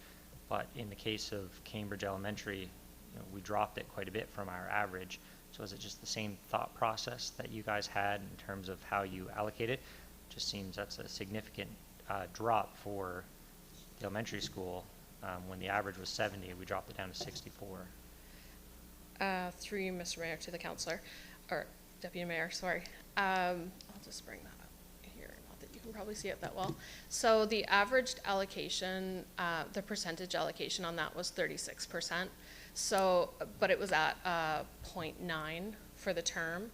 So just bringing that to a one-year term and holding to that same percentage award, that's where we got to the 64,000. So we were just holding to that same percentage that was averaged. All right. Yeah. And thank you. And one follow-up, Mr. Mayor. If Councillor Lutz wanted to make a motion to have the rest of that funding brought forward, I would second that. Thank you. Councillor Hiltz. Thank you, Mr. Mayor. Through you, I'd like to make some comments about Halls Harbor. And Councillor Best, I believe, are you referencing Halls Harbor when you talk about not being shovel ready?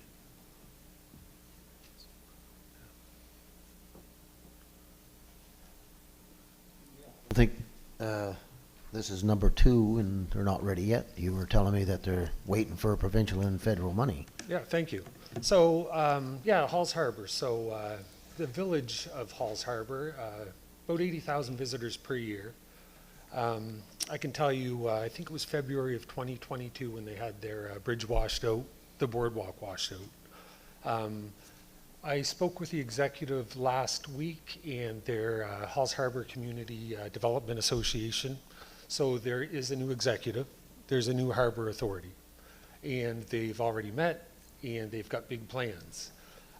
In order to meet those plans, they need this funding. I've seen the engineering documents, those were shared by Amy, and although they're not shovel ready, it's a huge investment, I think, for the area, for Kings County as a whole. And I think we have to think long term and not just be stuck in the short term.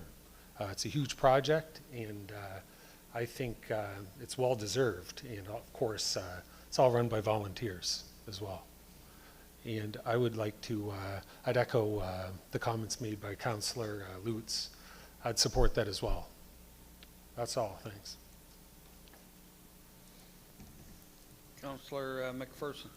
Thank you, Mr. Mayor. Through you, question about process, and looking in particular at the multi-year projects, and specifically at Halls Harbour once again. So when I'm looking at the chart, it says original total award $424,000. So they made an application a year ago, and they were awarded $424,000, which equates to $106,000 a year over 4 years. The process that I'm questioning is, why are we in year 2 debating whether or not we give them the $106,000 when we've already, as a council, decided we would do that the previous year? That we have awarded them $106,000 over 4 years. So my point is, unless there are extenuating circumstances, I don't even understand why we're revisiting that number. We've already agreed to that number a year ago. Through you, Mr. Mayor, to the councillor. The community grants policy does have a section that notes that any existing multi-years must be approved annually by council. So it is included in this process as an option, but it is also the reason why staff recommendation is to fully fund this, because the majority of council is there and because there are agreements in place that lay out exactly what they need to do to continue with that agreement. However, it is in policy that council must annually approve these existing funding amounts. Thank you. Councillor Best. Well, thank you, through you, Mayor.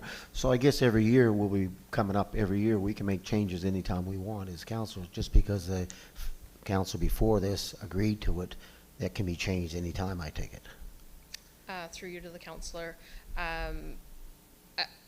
as long as it stands in policy that it needs to be annually approved by council, it will continue to come here every year to be approved by council. I mean, every one of these are very important, and I'm not suggesting they're not important.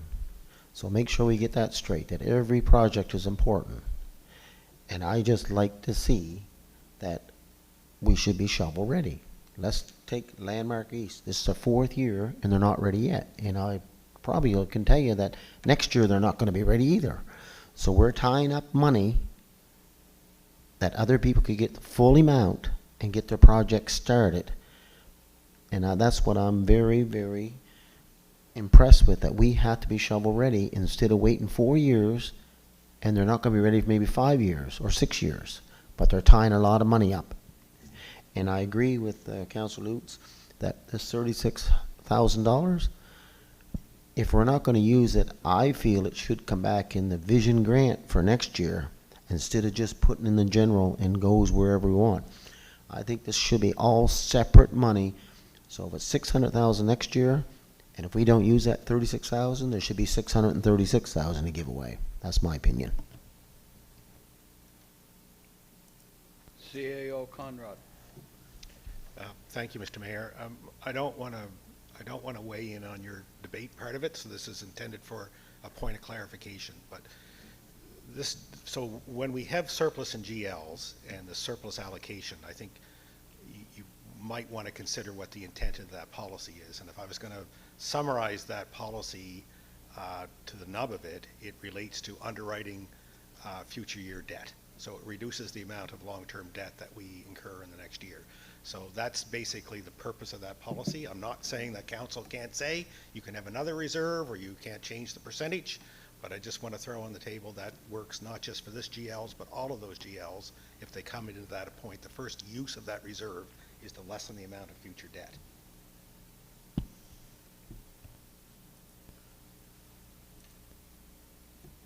Councillor Lutz. So just as far as process, thank you, Mayor, sorry. Just as far as process is concerned, I think I'm prepared to support the first motion where we allocate the existing grants. But if there's the second motion that will be recommended regarding the new organizations, I would be prepared to make an amendment that would allocate that $36,990 across the organizations that were not fully funded proportionate to their ask, if that's allowed. So we have a recommendation. The first one is that the Committee of the Whole recommend the Municipal Council approve the 2025-26 King's Vision Grant allocations for the existing multi-year application as described in Appendix A attached to the June 17th, 2025 request for a decision for a total of $260,410. Do we have a mover? Moved by Deputy Mayor Peckford, second by Councillor Lutz. All those in favor or against, please vote.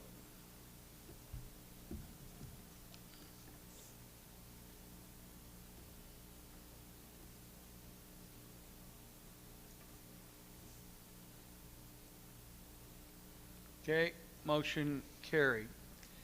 All right, now for the second recommendation.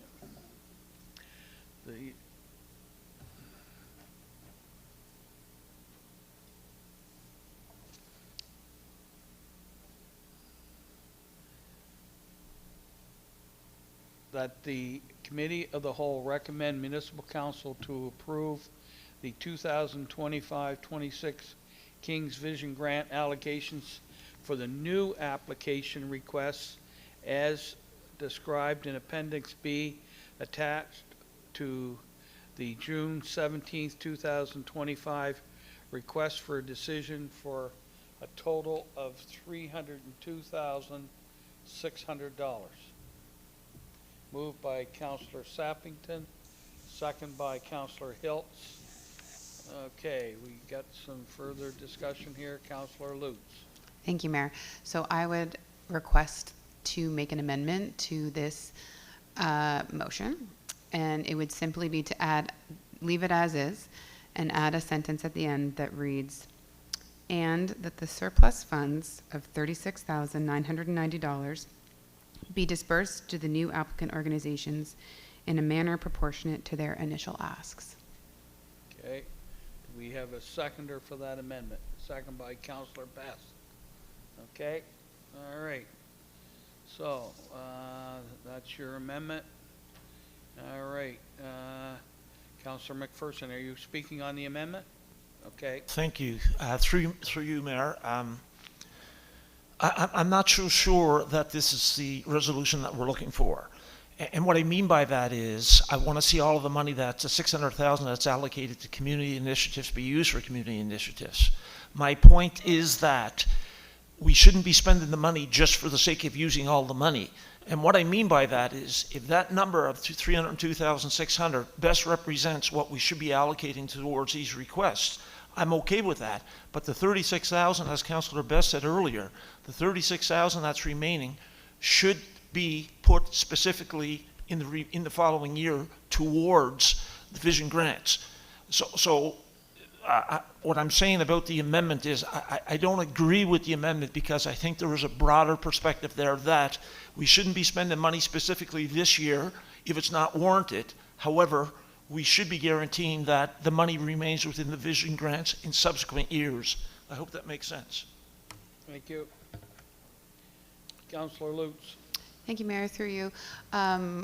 I will speak in favor of the amendment. I believe that the total ask is a result of the averaging process the council undertook that in this particular year may have been flawed due to the newness of council and the fact that there were certain applications or certain averaging amounts that were zero, and that when we approve our budget, we approve an overall global amount for the grants and for this year.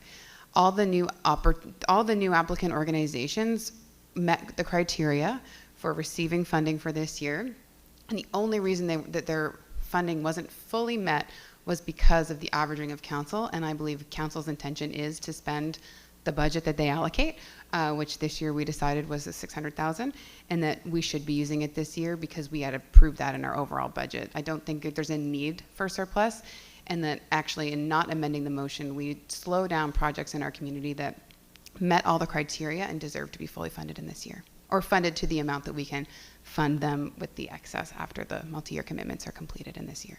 Thanks. Councillor Best on the amendment. On the amendment, yeah, I'm going to be in favor of this, spending it all.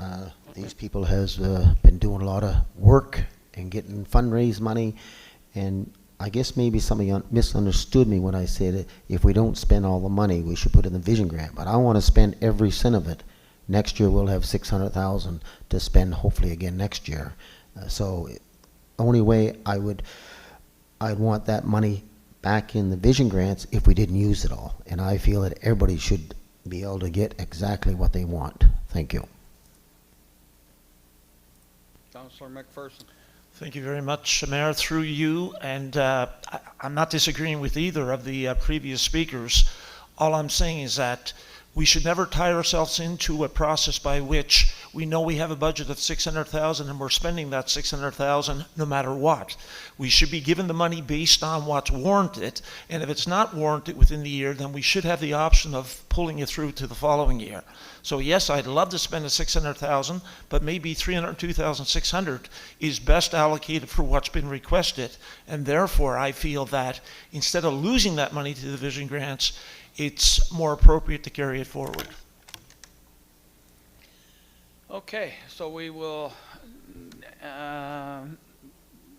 be voting on the amendment only.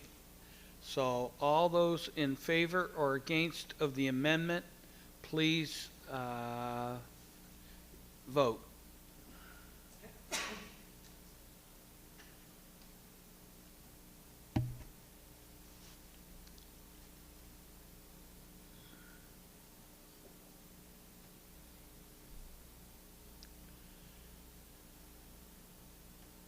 Okay, so the motion is, the amendment is carried. Now we will be voting on the main motion as amended. So,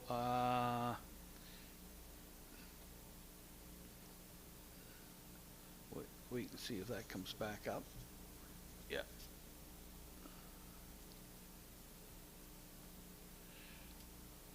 So here's the motion that you now will be voting on. That the Committee of the Whole recommend Municipal Council approve the 2025-26 King's Vision Grant allocations for the new application requests as described in Appendix B attached to the June 17, 2025 request for decision for a total of $302,600 and the surplus funds of $36,990 be proportionately shared to the organization listed in the Schedule B. Councillor Lutz. Thank you. Just for added clarity, I just wanted to reread the amendment that I read into the record. It's slightly different, and I think that the clarity will help be more specific. So it's, and that the surplus funds of $36,990 be dispersed to the new applicant organizations in a manner proportionate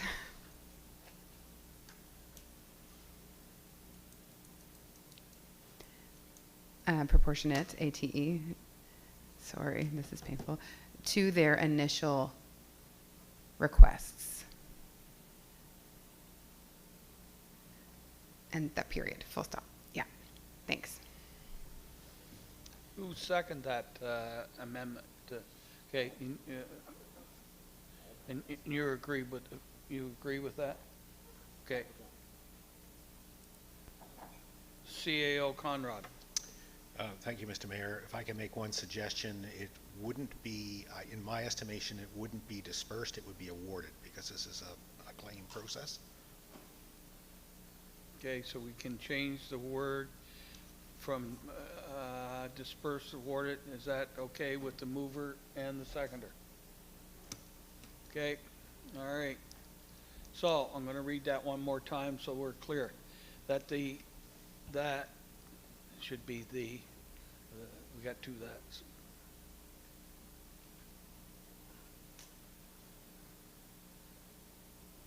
That the Committee of Whole recommend municipal council approve the 2025-26 King's Vision Grant allocation for the new application requests as described in Appendix B attached to the June 17, 2025 request for decision for a total of $302,600 and the surplus funds of $36,990 be awarded to the new applicant organizations in a manner proportionate to their initial requests. And it was, let's see, we have a mover and a seconder on that. Okay, good. All right, so all those in favor or against, please vote.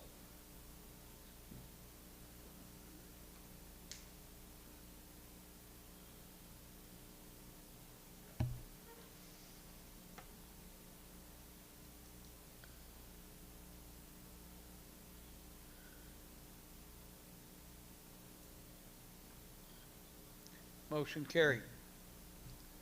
Okay, so now we shall move on to the next item. Thank you very much, Amy.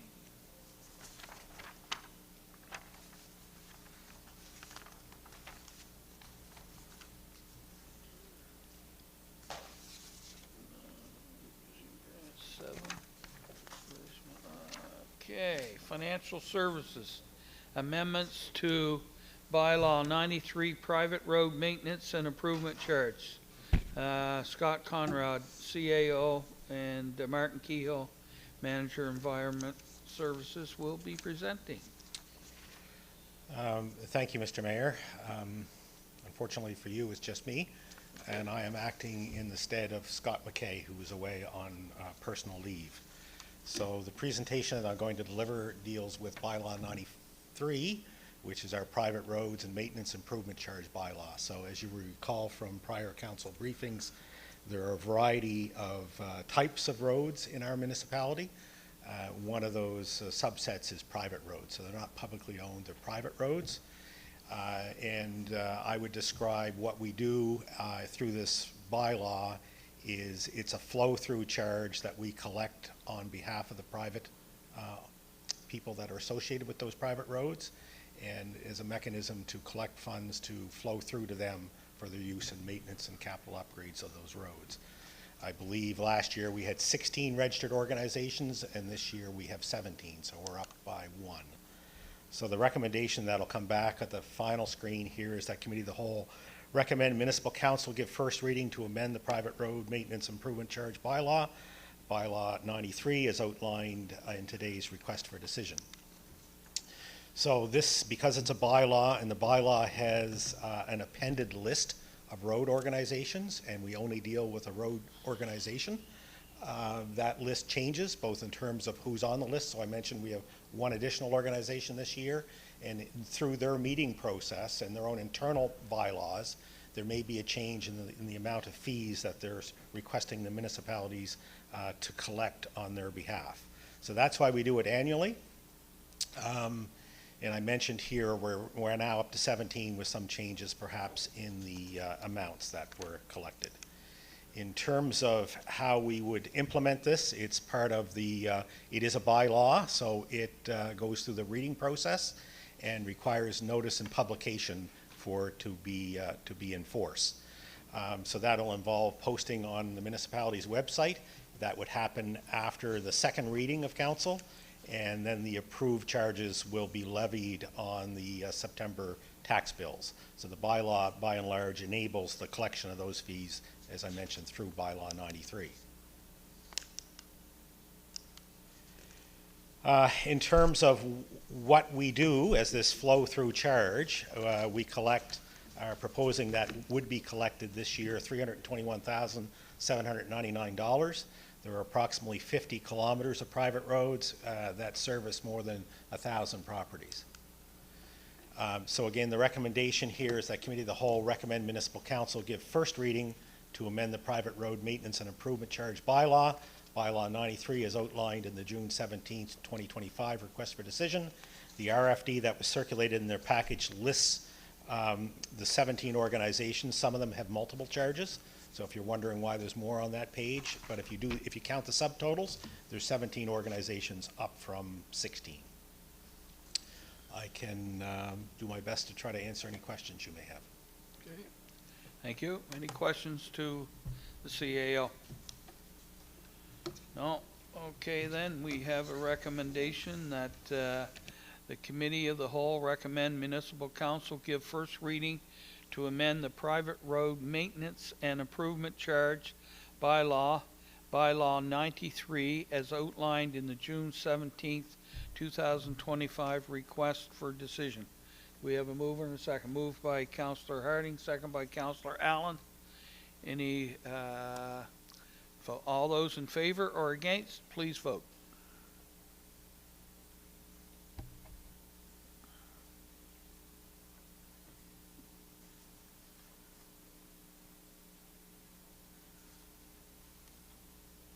Okay, motion carried. Thank you, CAO. We'll move on now to amendments to policy FIN-05-006 procurement.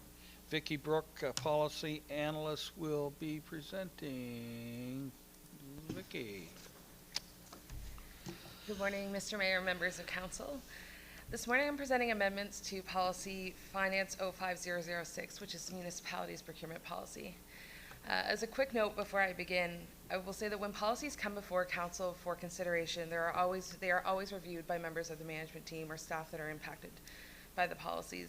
And this is especially true in the case of the procurement policy. So developing a new approach to procurement has involved the work of many staff members. They've spent a lot of time reading and reviewing and considering this approach.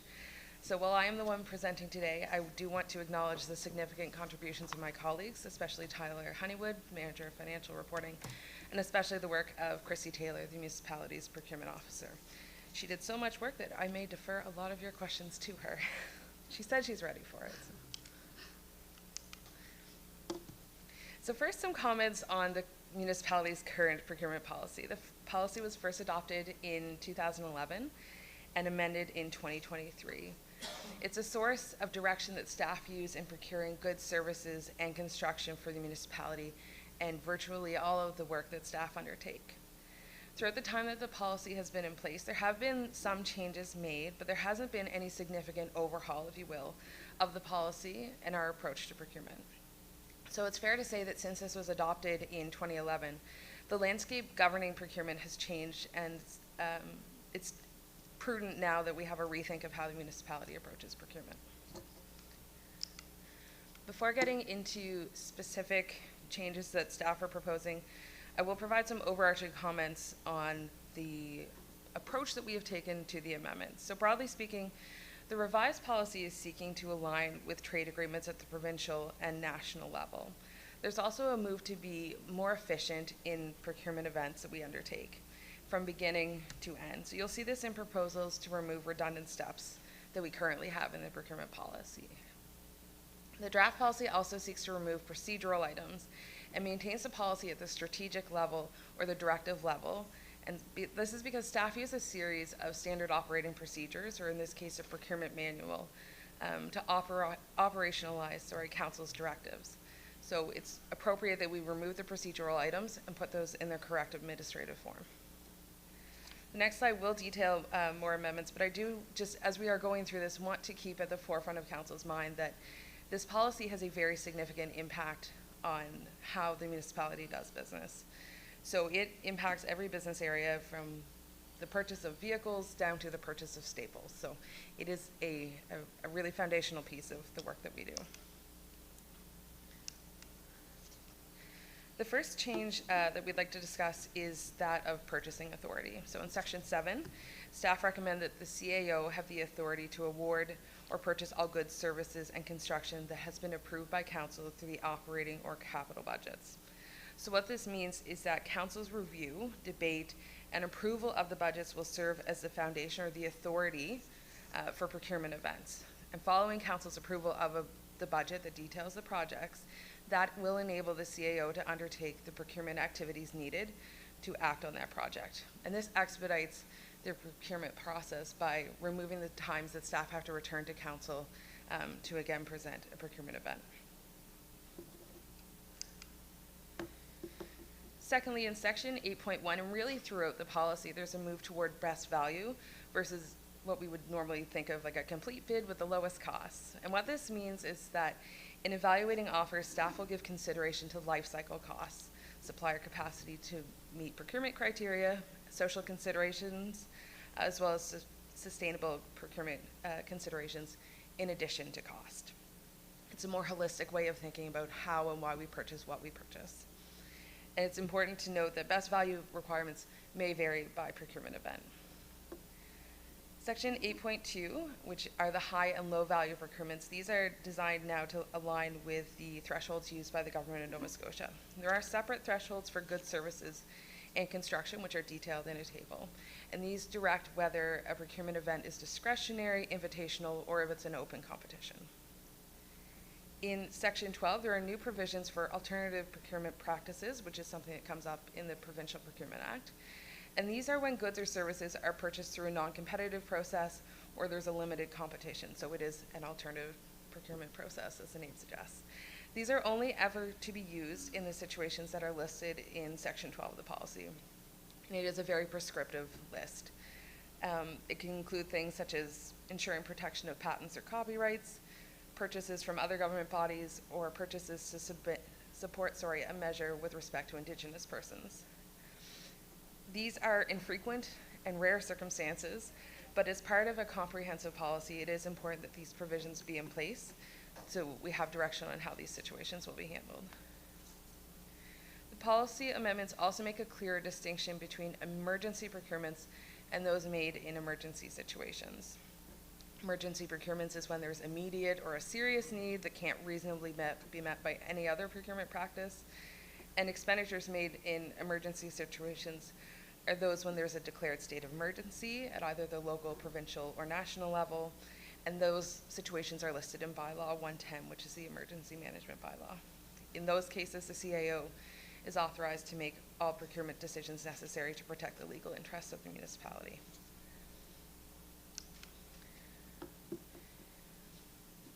The draft amendments also provide for a new supplier debrief and complaint process, as well as supplier performance guidelines. So this is something new that staff are proposing. These matters are indicated in the Provincial Procurement Act, which underscores how important it is that the municipality follows these. These provisions are meant to increase transparency as well as strengthen the municipality's relationship with our suppliers. They provide an opportunity for us to work with suppliers to improve submissions. They can build competition in the market. And it's also an important opportunity for staff to improve our procurement events through an understanding of suppliers' experiences with procurement. In a similar vein, there are now refined conflict of interest provisions in section 20 of the policy, and these speak to how the municipality will maintain public trust by avoiding any actual or perceived conflicts of interest.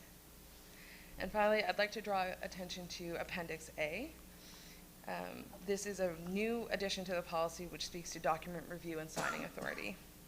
This appendix gives direction to what members of staff review documents for expenses, as well as who is authorized to sign documents for expenditures. The next two slides will have staff's recommendations on them, one of which is to repeal a current policy of council, policy EPW 04010, Engineering Services Procurement. So should council adopt or choose to adopt the amendments to the procurement policy, those amendments will address all the things that are currently covered in the EPW policy, making it redundant and unnecessary. So anything that was in the EPW policy will now be covered in the amended procurement policy, so we don't need to have the policy duplication, if you will. The first of the two motions is on the screen, and but when I say I mean Christy or Tyler, will be happy to take any questions of the committee. Okay, thank you. Any questions? Councillor Gates. Thank you. Through you, Mr. Mayor. My question maybe is to Christy, just to, for clarification, you did touch on 8.8 and 8.9, which is emergency. And I think it's pretty self-explanatory. The other one is policy number 7 and 8 on page 58. I don't like the word miscellaneous. I'm sorry.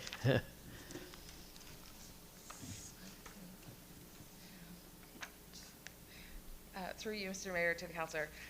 I'm happy that you identified that you don't like that. So that is, that will be removed in the amendments. So we will no longer have reference to miscellaneous items.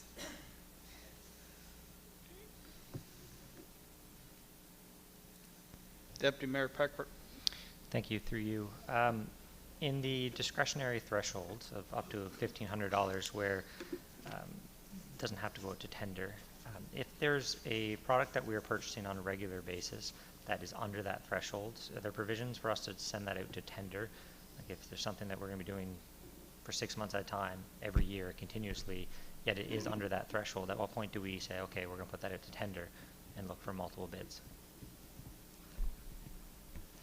Through you, Mayor, to Deputy Mayor Riley Peckford. Typically, we take a look at the annual spend of an item, and so if that annual spend is going to be over those thresholds, then we do release it publicly. If it's this is kind of meant to protect kind of one-off items that may not be necessary to go through all the whole provisions that an open procurement event would take. The other thing we're implementing with the new policy is the practice of standing offers. The province itself is recommending that standing offers be used whenever possible. So if we have an item that perhaps we know we buy annually, but we don't, it's a one-time purchase, it might be a lower level value, but we know that we will continue to buy it on a regular basis, then that would be something that we would look at for potentially a standing offer. And that's a separate process where we pre-qualify, and sometimes there may only be one, or we might have several folks on the standing offer list that then we would go out to annually. So the new policy gives us some of that leverage in that way. Perfect, thank you. Okay, I don't see any other lights on, so first recommendation is that the Committee of the Whole recommend Municipal Council provide 7 days notice per 48-1 Municipal Government Act to amend policy FIN-05-006 procurement as attached to the June 17, 2025 request for a decision. And we have moved by Councillor Allen, second by Councillor Best. And all those in favor or against, please vote.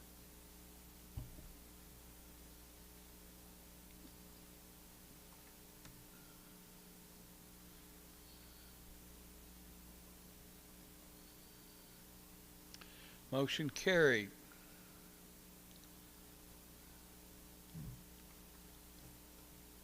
And the second recommendation is 08B-2, that the Committee of the Whole recommend Municipal Council provide 7 days notice per S.48-1 Municipal Government Act to repeal policy EPW-04-010 engineering services procurement. And we moved by Councillor Gates, second by Councillor McPherson.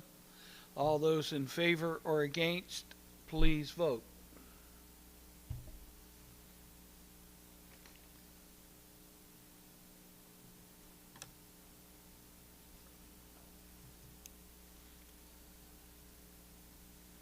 Okay, motion carried. Great, thank you, ladies. And now we will move on to the Hantsport Volunteer Fire Department Capital Budget 2025-26, and Deputy CAO Rob Frost will be presenting.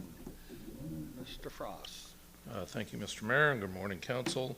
So again, I'm presenting this on behalf of Scott McKay, as Scott mentioned, is out of office.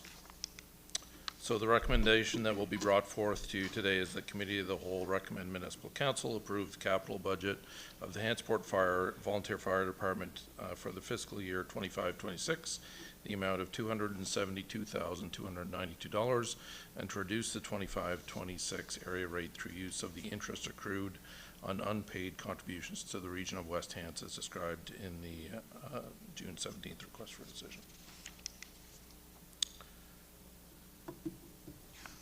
So when we do the budget with West Hants and the Hantsport Volunteer Fire Department, there's a portion of the capital budget is responsibility of the municipality of the County of Kings. That portion is determined by a rolling 3-year average of the percentage of calls for the Hantsport Fire Department that occur in either West Hants or Kings County. So once that amount is determined, an area rate is calculated, which the municipality adds to the September tax bills for all properties serviced by the Hantsport Volunteer Fire Department. For 25-26, that percentage used to determine the municipality's portion of the capital budget is 43.9%, which is up from 37.2% last year. And once approved, a fire area rate will be recommended to municipal council with all the other area rates.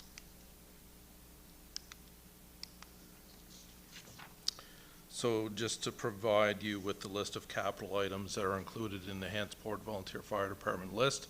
So this is the current list, so already on the books and things that have already been part of that area rate. So you can see there's a couple of trucks that are almost off, and obviously some various equipment that's also included in that.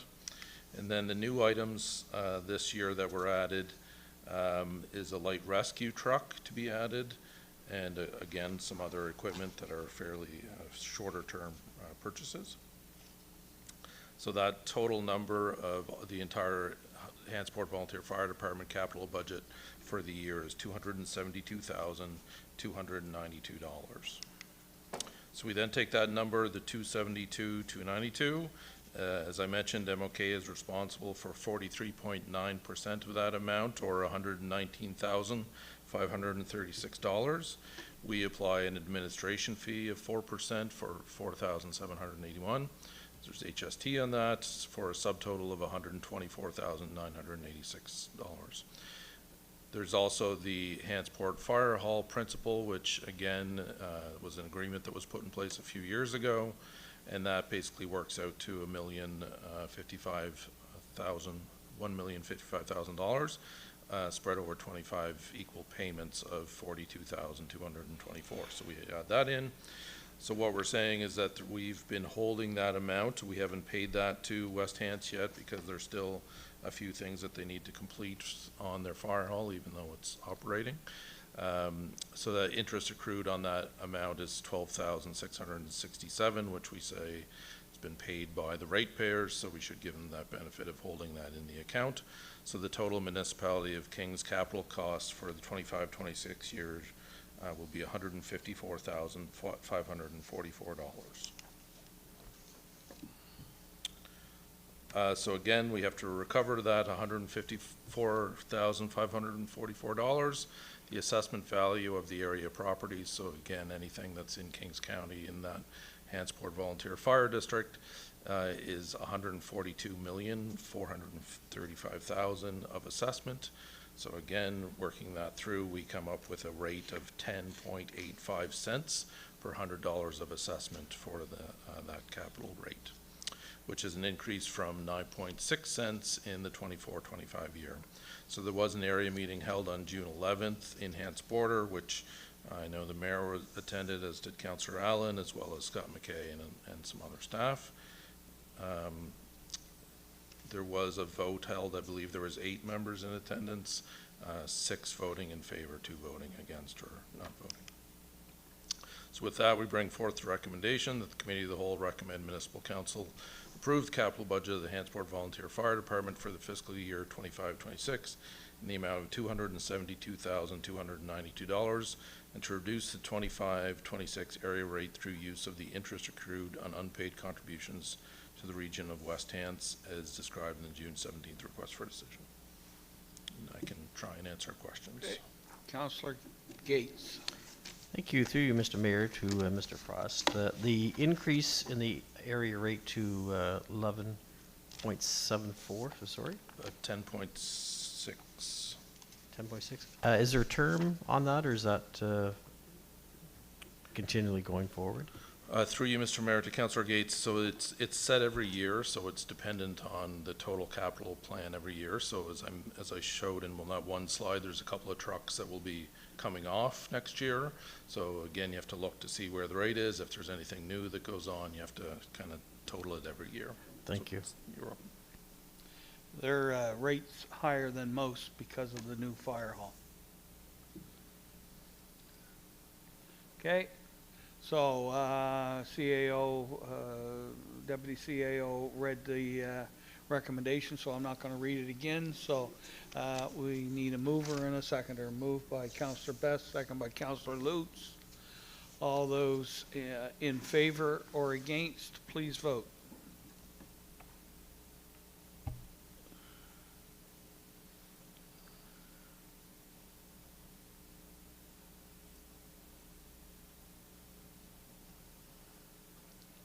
Motion carried. Okay, so now we are in boards and committee reports. And first up is Diversity Kings Committee. Councillor McPherson, do you have anything to add to your report? No, report was submitted, nothing to add unless there are any questions. Any questions to Councillor McPherson? No? And you so move receipt of your report? I do. Second by Deputy Mayor Peckford. All those in favor or against, please vote.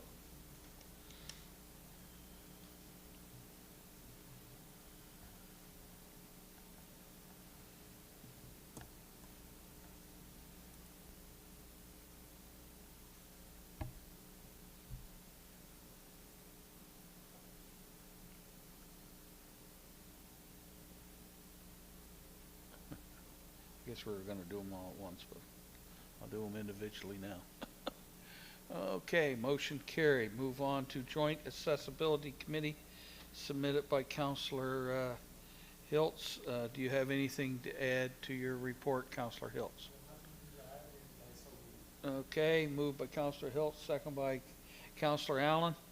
All those in favor or against, please vote.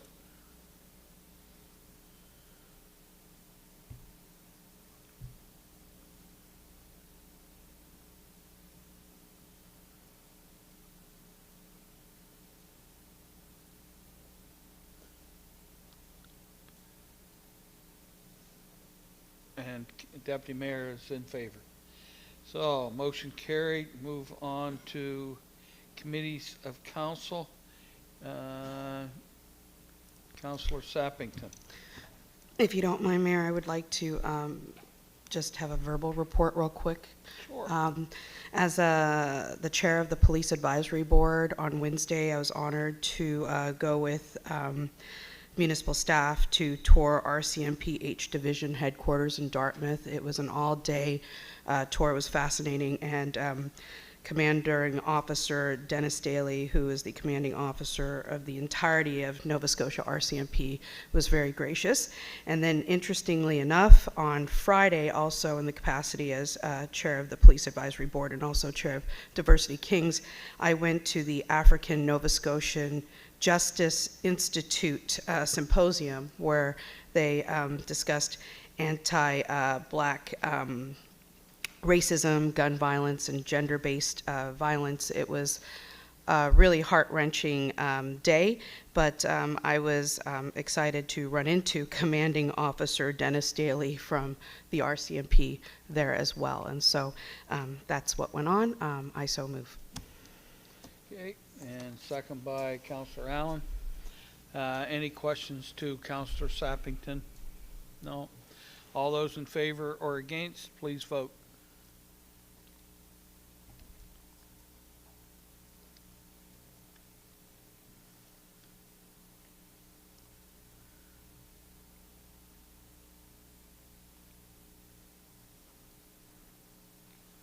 Motion carried. Okay. External boards and committees. Anyone have any?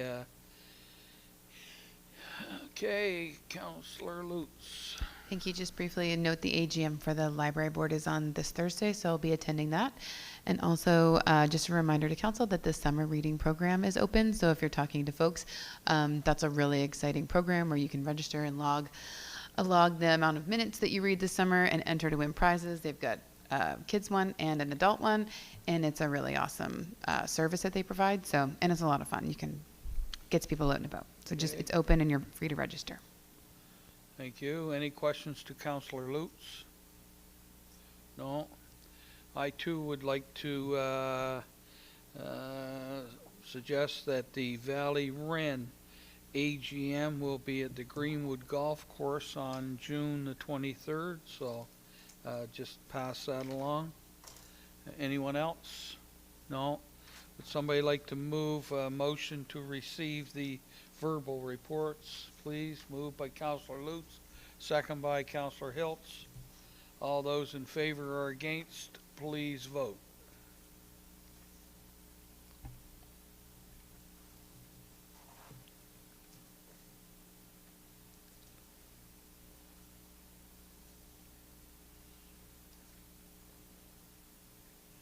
Motion carried. Okay. Correspondence. Okay, so Committee of the Whole, we have a letter request from the farmers markets of Nova Scotia. They want to pass on a recommendation to council to do, so we're looking for a mover and a seconder. A letter sent to the provincial government in support of Nourishing Communities Food Coupon Program. Moved by Councillor Allen, second by Councillor Sappington. Any further discussion? No? Okay. All those in favor of that, please, for or against, please vote.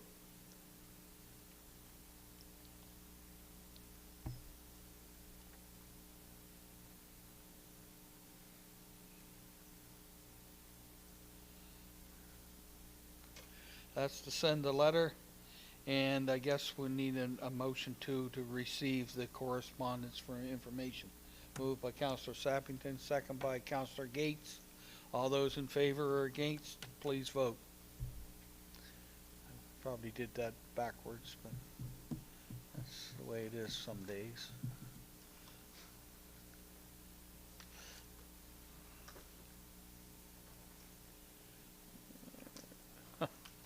Only one guy didn't vote. I was for it. Motion carried. Okay. Councillor item, Councillor Lutz on uranium mining. Thank you, Mayor. And so I would just speak to this briefly. I submitted an agenda item request last week in hopes that council might consider the question of sending a letter to the province requesting some information regarding uranium mining and the impact it may have in community. Based on the amount of discussion and concerns that have been raised, I think, to most of us at this point. That being said, in the last 7 days since I submitted the request, some things have changed in that there were no leases or RFP closed and there were no applicants.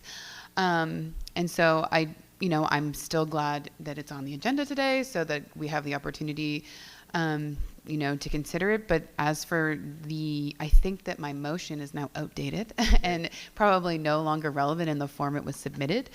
So I won't be submitting the motion as written today. However, I think as a council, we can be keeping our eye on this issue and watching how it unfolds, particularly in our own communities. And then perhaps at a later date, we may consider a motion that may more appropriately reflect the on-the-ground circumstances of where we're at in relation to this issue, because the motion as written is no longer, I guess, relevant or related, and I would need some time to come back with an alternative. So, okay. Thanks. Thank you. Councillor Harding. Thank you. Through you, Mr. Mayor, I want to thank the people up in the audience for coming today from Dalhousie. I kind of echo Councillor Lutz's, since there's no interest in the uranium permits right at this time, it's in the government's end of things, the provincial government. So I think that we should just wait and see where this is all going to go before we make that decision. Thank you. Right, until there's an application that's really a non-issue. Okay, Councillor Best. So I guess my comment on my colleagues to my right and left, what happens if the province of Nova Scotia finds somebody to take this project on? Is we going to be able to have a chance to maybe write a letter, say we're not in favor of it, or we are in favor of it? Because I would say the province will find somebody to want to do the work, I imagine. You'll say that, will you? Well, I would say, yeah. Okay. I guess that's my opinion. I have an opinion like you do. Yeah. And we all have opinions, so I really appreciate my opinion to your opinion. But what I'm saying is, I know that there's Annapolis wrote a letter, Hants West wrote a letter, and I wonder if we should write a letter. I don't know, but I'd like to have other opinions on it. I don't know if the province of Nova Scotia, they're pretty strong, and I think they're all in favor of it. I think Tim Houston's in favor of trying to get something going, so I'm just a little concerned that we're going to put this on the back burner. Thank you. Okay. Anyone else? Councillor McPherson. Through you, Mr. Mayor. Evidently, this is a very contentious topic and requires, at some point, a lot of debate. I don't think we're at that point right now with the issue. I think that there was an RFP put out and a request for developers to look at uranium, and there was no response to that. Therefore, I don't think the timing is important to us at this point as a council to come through. Personally, I have a lot of consideration to give to this. There are two sides to it, evidently. Number one is that I would want to ensure that if any type of mining of uranium were to happen within our jurisdiction, that there are guarantees that it's done safely in an environmentally friendly manner. The other side that I'm looking at is the fact that Nova Scotia is ranked 60 of 60 in domestic, what's it called, GDP, gross domestic product. That is of grave concern to me. At one time, we had a number of prime industries. We had coal mining, steel making, our forestry was strong, our fishery was strong. We had a broader agricultural industry, and there were lots of prime jobs to boost our economy. All of that is gone, unfortunately, and that's why we rank 60 of 60. So before shutting the door on development of our resources, my balanced approach is I want to be informed, I want to learn more, and I want to be able to make an informed decision. And the time for that is not right at this point. There's more information to come, so I don't think we should be writing a letter at this point. I think we should be waiting to get more informed about exactly what's happening. Thank you, Councillor. Councillor Hiltz. Thank you, Mr. Mayor. Through you, I agree with Emily right off the bat.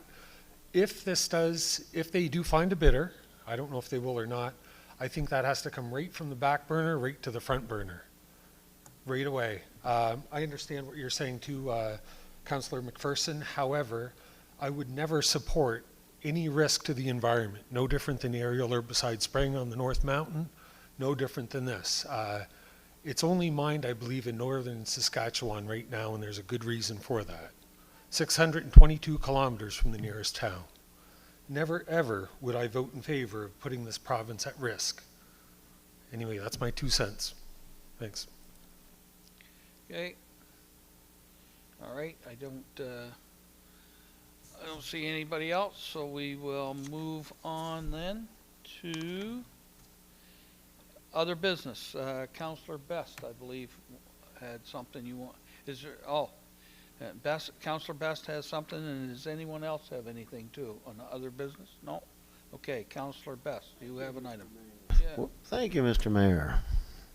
I would like to know how we can handle our smaller community grants compared to other municipals. I am talking about our smaller grant, not the vision grant, for example. I'm interested in finding out how other municipal provide smaller budgets for district grants and how they handle those grants. Can we ask staff to prepare a report and return back to council on this? I talked to our CEO about this, and he thought it was a good idea, and I'm going to give you an example. The other day I had a small group come up and see if I could see if the county would sponsor a dozen balls for a tournament. A lot of the municipal office people around this West Hants, they have X number of dollars in their account that they can do smaller events for these young kids. Every year I get asked at Waterville Field Day. They have a Waterville Field Day, and they always want me to buy $200 worth of hot dogs. So I just think that we could look in this and bring it back after the staff take a look at Okay, it. well, would you want to make a motion to I'll make a motion. ask that the staff bring back a report on small community grants? Yes, they will. Thank you. We have a seconder for that. Second by Councillor Gates. Any further discussion? All those in favor signify for or against by voting, please.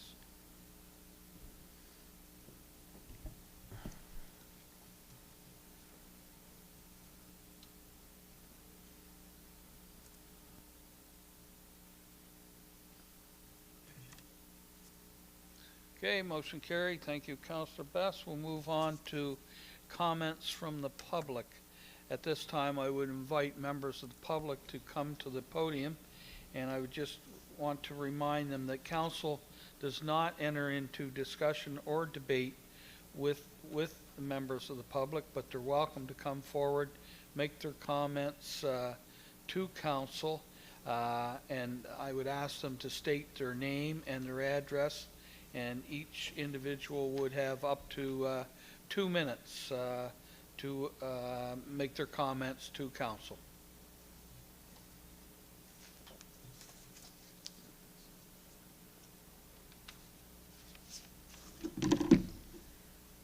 Thank you, Mayor and council members, for today. I'm coming from East Dalhousie. My name is Megan Dimmel, speaking to you on behalf of the request for a proposal that the government put out.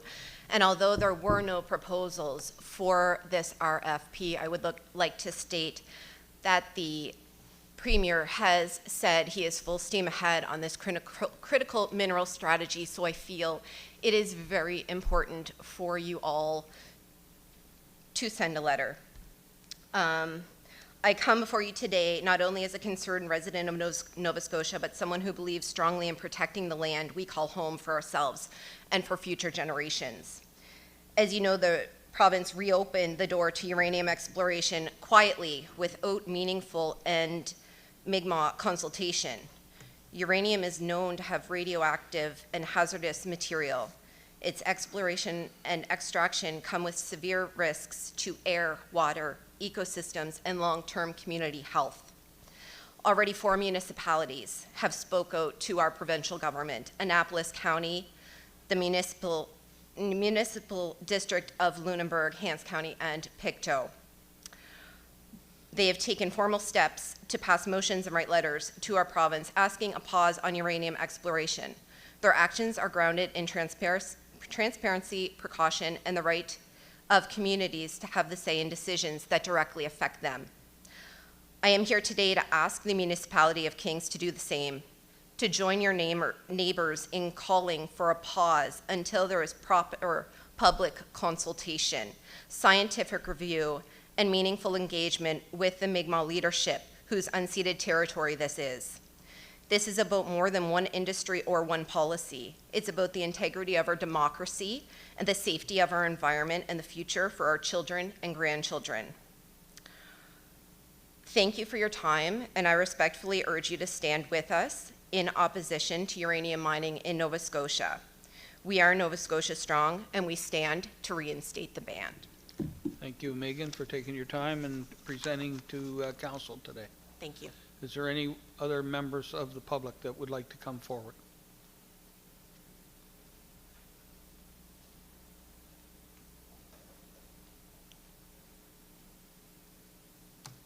Good morning, Council and Mayor. My name is Janice Wilson. I live in East Dalhousie.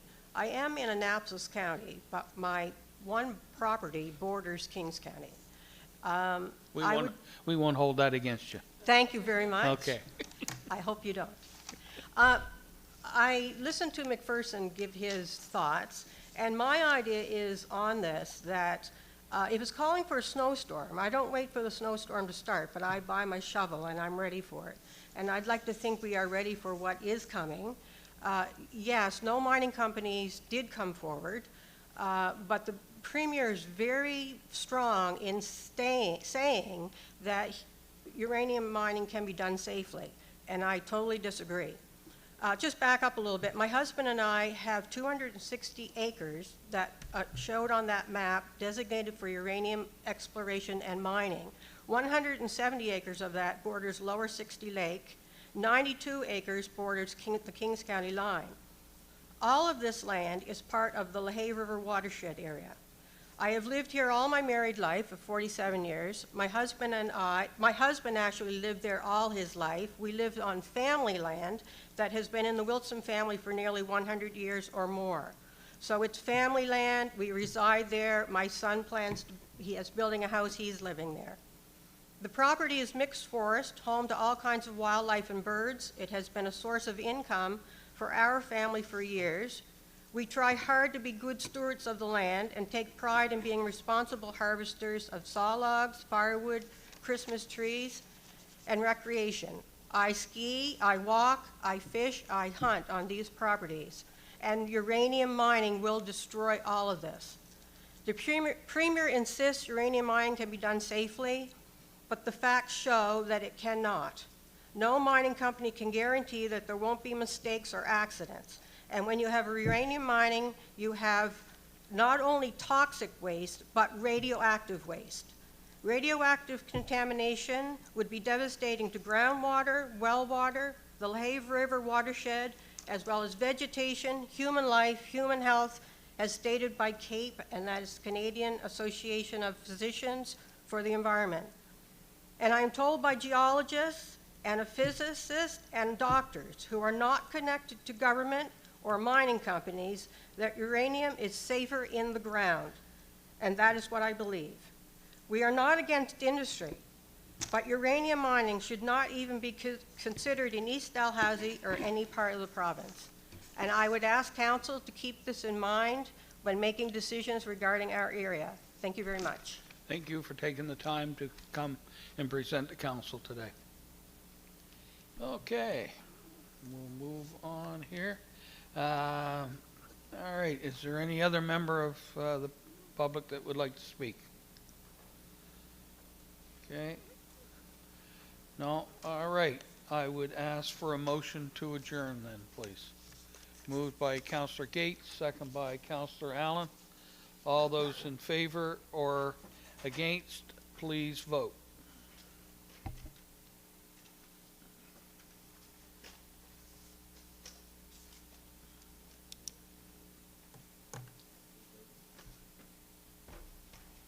Okay, motion carried, so we're adjourned, and we'll go into a special council meeting a little later. Yes, you can't go home yet, Tim.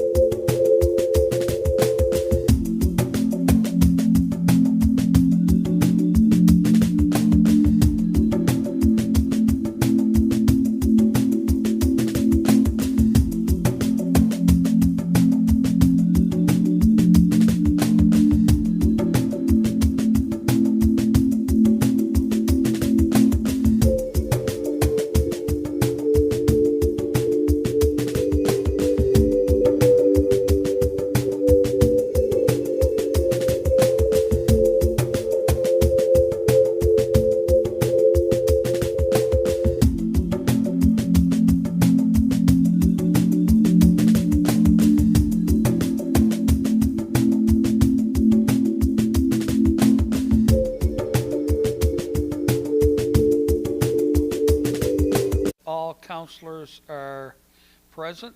And as far as the agenda goes, before we approve it, there's one change for E is now taken off the agenda, and number F will be number E. Okay? So, I would ask for a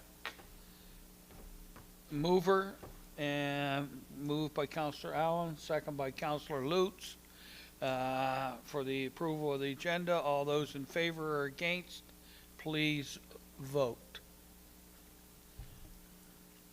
And thank everyone for being so prompt. I thought maybe we were going to...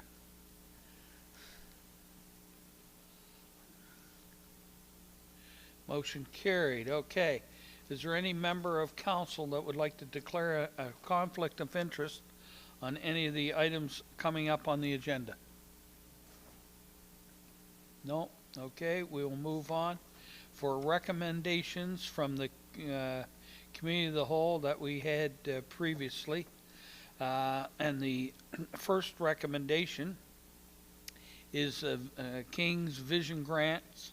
There's actually 2 motions. And so the first one is that Municipal Council approve the 2025-26 King's Vision Grant allocations for existing multi-year applications as described in Appendix A attached to the June 17, 2025 request for a decision for a total of $260,410. And moved by Councillor McPherson, second by Councillor Harding. All those in favor or against, please vote.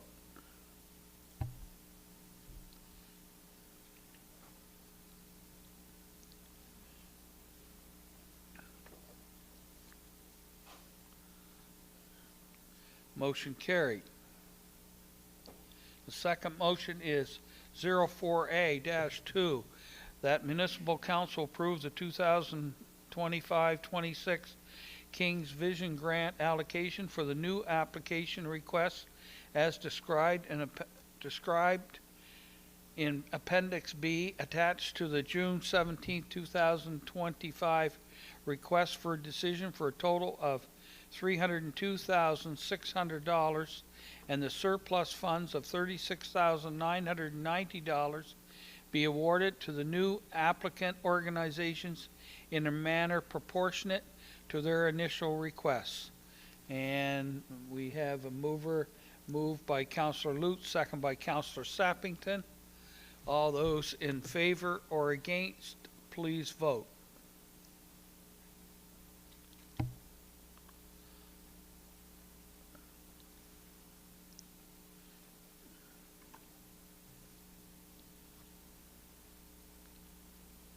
Motion carried. By the way, I apologize if I'm going too fast. If I see your light on, then we'll stop and discuss. But if I don't see any lights on, I'm moving forward on the motions. So I'll just let you know. All right. Now we have amendments to bylaw 93, private road maintenance and improvement charge. First reading, one motion. 40B, that Municipal Council give first reading to amend the private road maintenance and improvement charge bylaw 93 as outlined in June 17, 2025 request for a decision. Moved by Councillor Gates, second by Councillor Harding. All those in favor or against, please vote.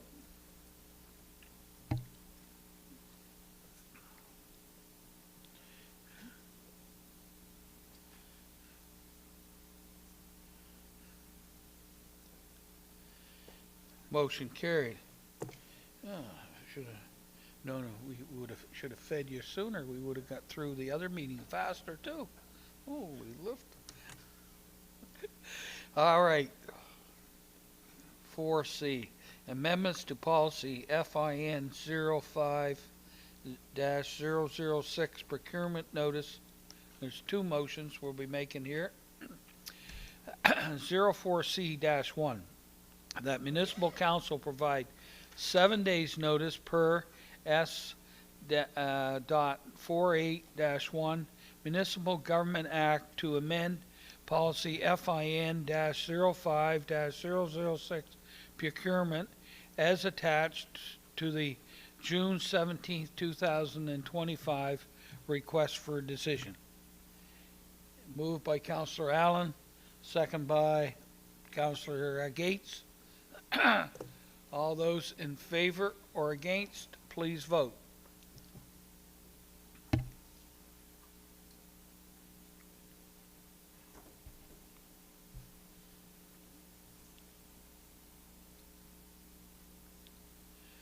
Motion carried. Now for the second one, 04C-2, that municipal council provides 7 days notice per S.48-1 Municipal Government Act to appeal policy EPW-04-010 Engineering Services Procurement. Moved by Councillor McPherson, second by Councillor Lutz. Any further discussion? No. All those in favor or against, please vote.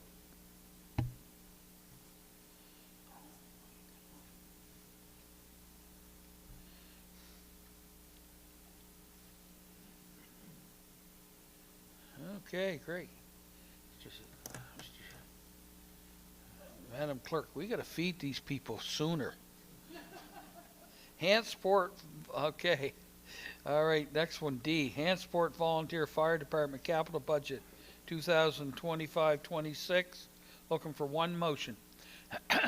04D, that Municipal Council approve the capital budget of the Hantsport Volunteer Fire Department for the fiscal year 2025-26 in the amount of $272,292 and to reduce the 2025-26 area rate through the use of interest accrued on unpaid contributions to the region of West Hants as described in the June 17, 2025 request for a decision. Moved by Councillor Allen, second by Councillor Best. Any further discussion? Seeing none, all those in favor or against, please vote.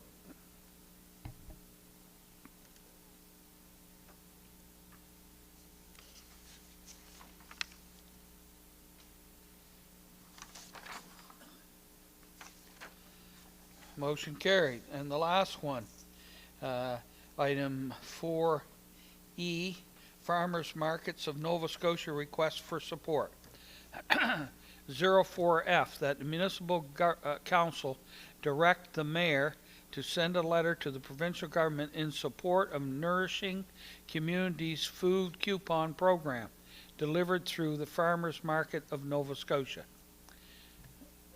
Moved by Councillor Lutz, second by, any farmers over that side? Councillor Hiltz? No farmers on that side. Okay, we're going to get the mayor to send a letter, but I'm going to ask the clerk to write it. All those in favor or against, please vote.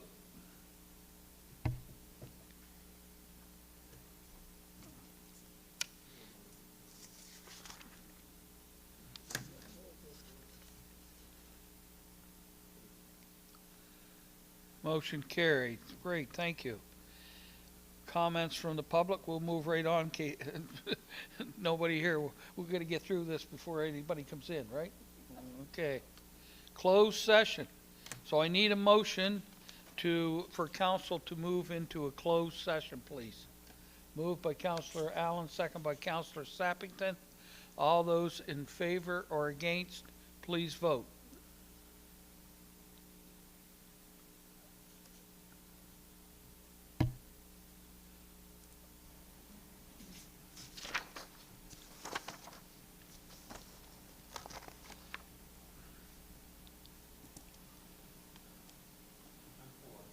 Okay, Robbie Hiltz is for. Madam Clerk, I see you had your light on. Did I miss?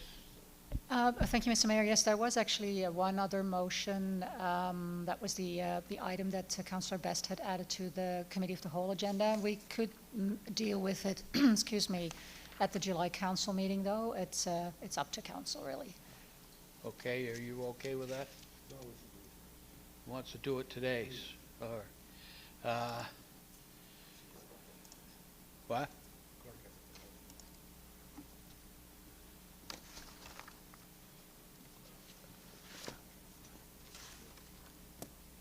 Oh, sorry. That's not it. Okay, so we, That's it.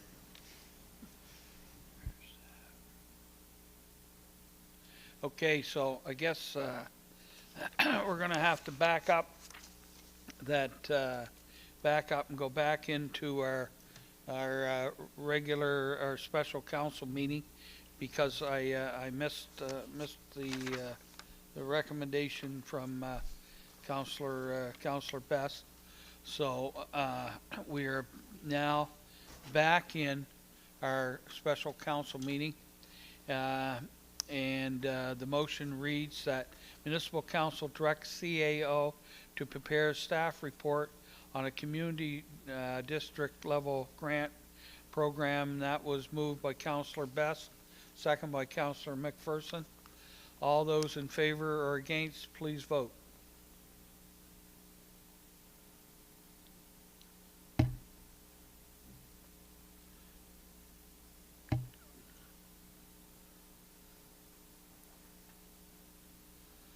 Okay, motion carried. Sorry about that. I guess I got moving.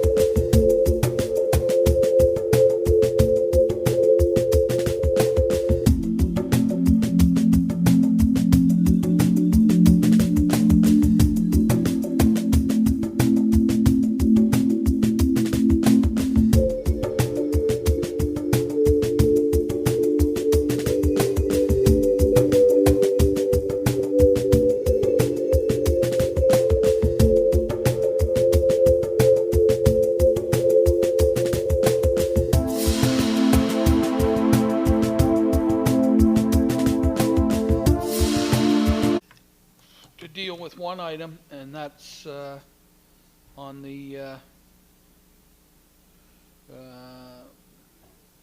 rec center, correct? Yeah. All right. So, and here's the item, and I declare that all councillors are present.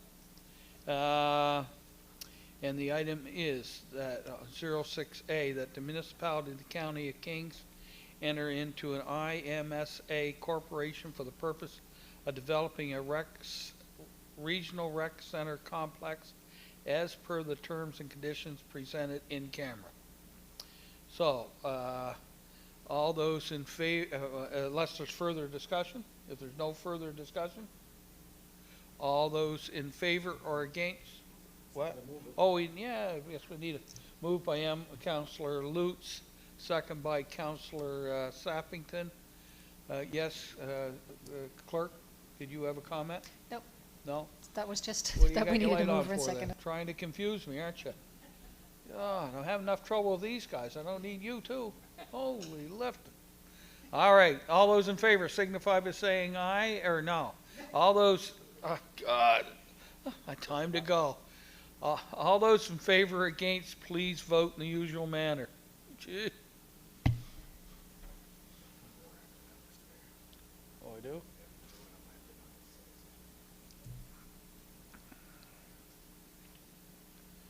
Okay, motion carried. All right, 8-2. And now we do have one more motion to deal with here once we get her up. Okay, the next one is 06B, that the municipal council convene a special session the 7 o'clock p.m. on June 23rd to consider adoption of the new and amended inter-municipal service agreements for Valley Regional Services, Valley Regional Solid Waste Resource Management Authority, and Kings Transit Authority as outlined in the June 17, 2025 request for decision. So we looking for a mover. Moved by Councillor Gates, second by Councillor McPherson. Any further discussion? No? All those in favor or against, please vote in the usual manner.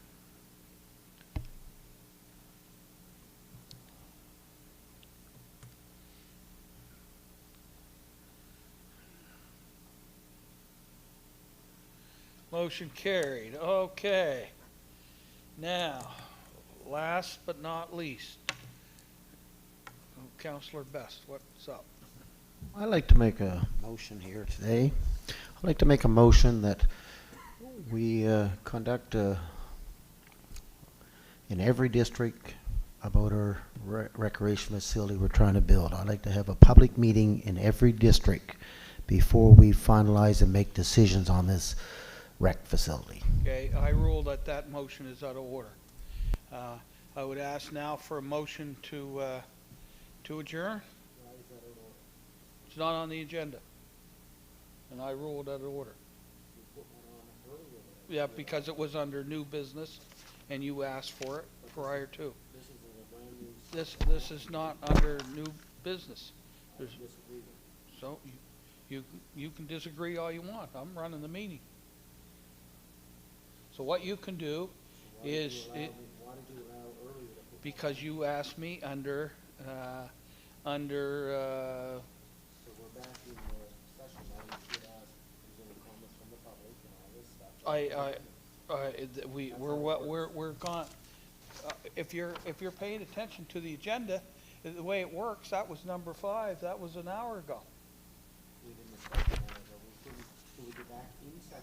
No, that was prior to the closed session, Councillor. No, I talked about it in the closed session, so now I couldn't bring that up until it's an open session. Now I'd like to bring it up. And hopefully that Well, will allow here's what you can do. Here's what you can do. If you'll be quiet for a second, I'll let you know what you can do. Out of order. Who's out of order? You're out of order. I'm trying to help you here. No. I'm trying to help you. Here's what you can do. You can challenge the decision of the chair. I'm ruling you out of order, And you can challenge the decision of the chair. And if you get a seconder, then we can vote on it. Okay. Now, does anybody want to second Bobby's challenge to my decision that that this motion is now out of order? We have a seconder. No seconder. You're ruled out of order. All right, so I'm looking for a motion to adjourn. Moved by Councillor McPherson, second by Councillor Hiltz. All those in favor, please vote yea or nay in the usual manner.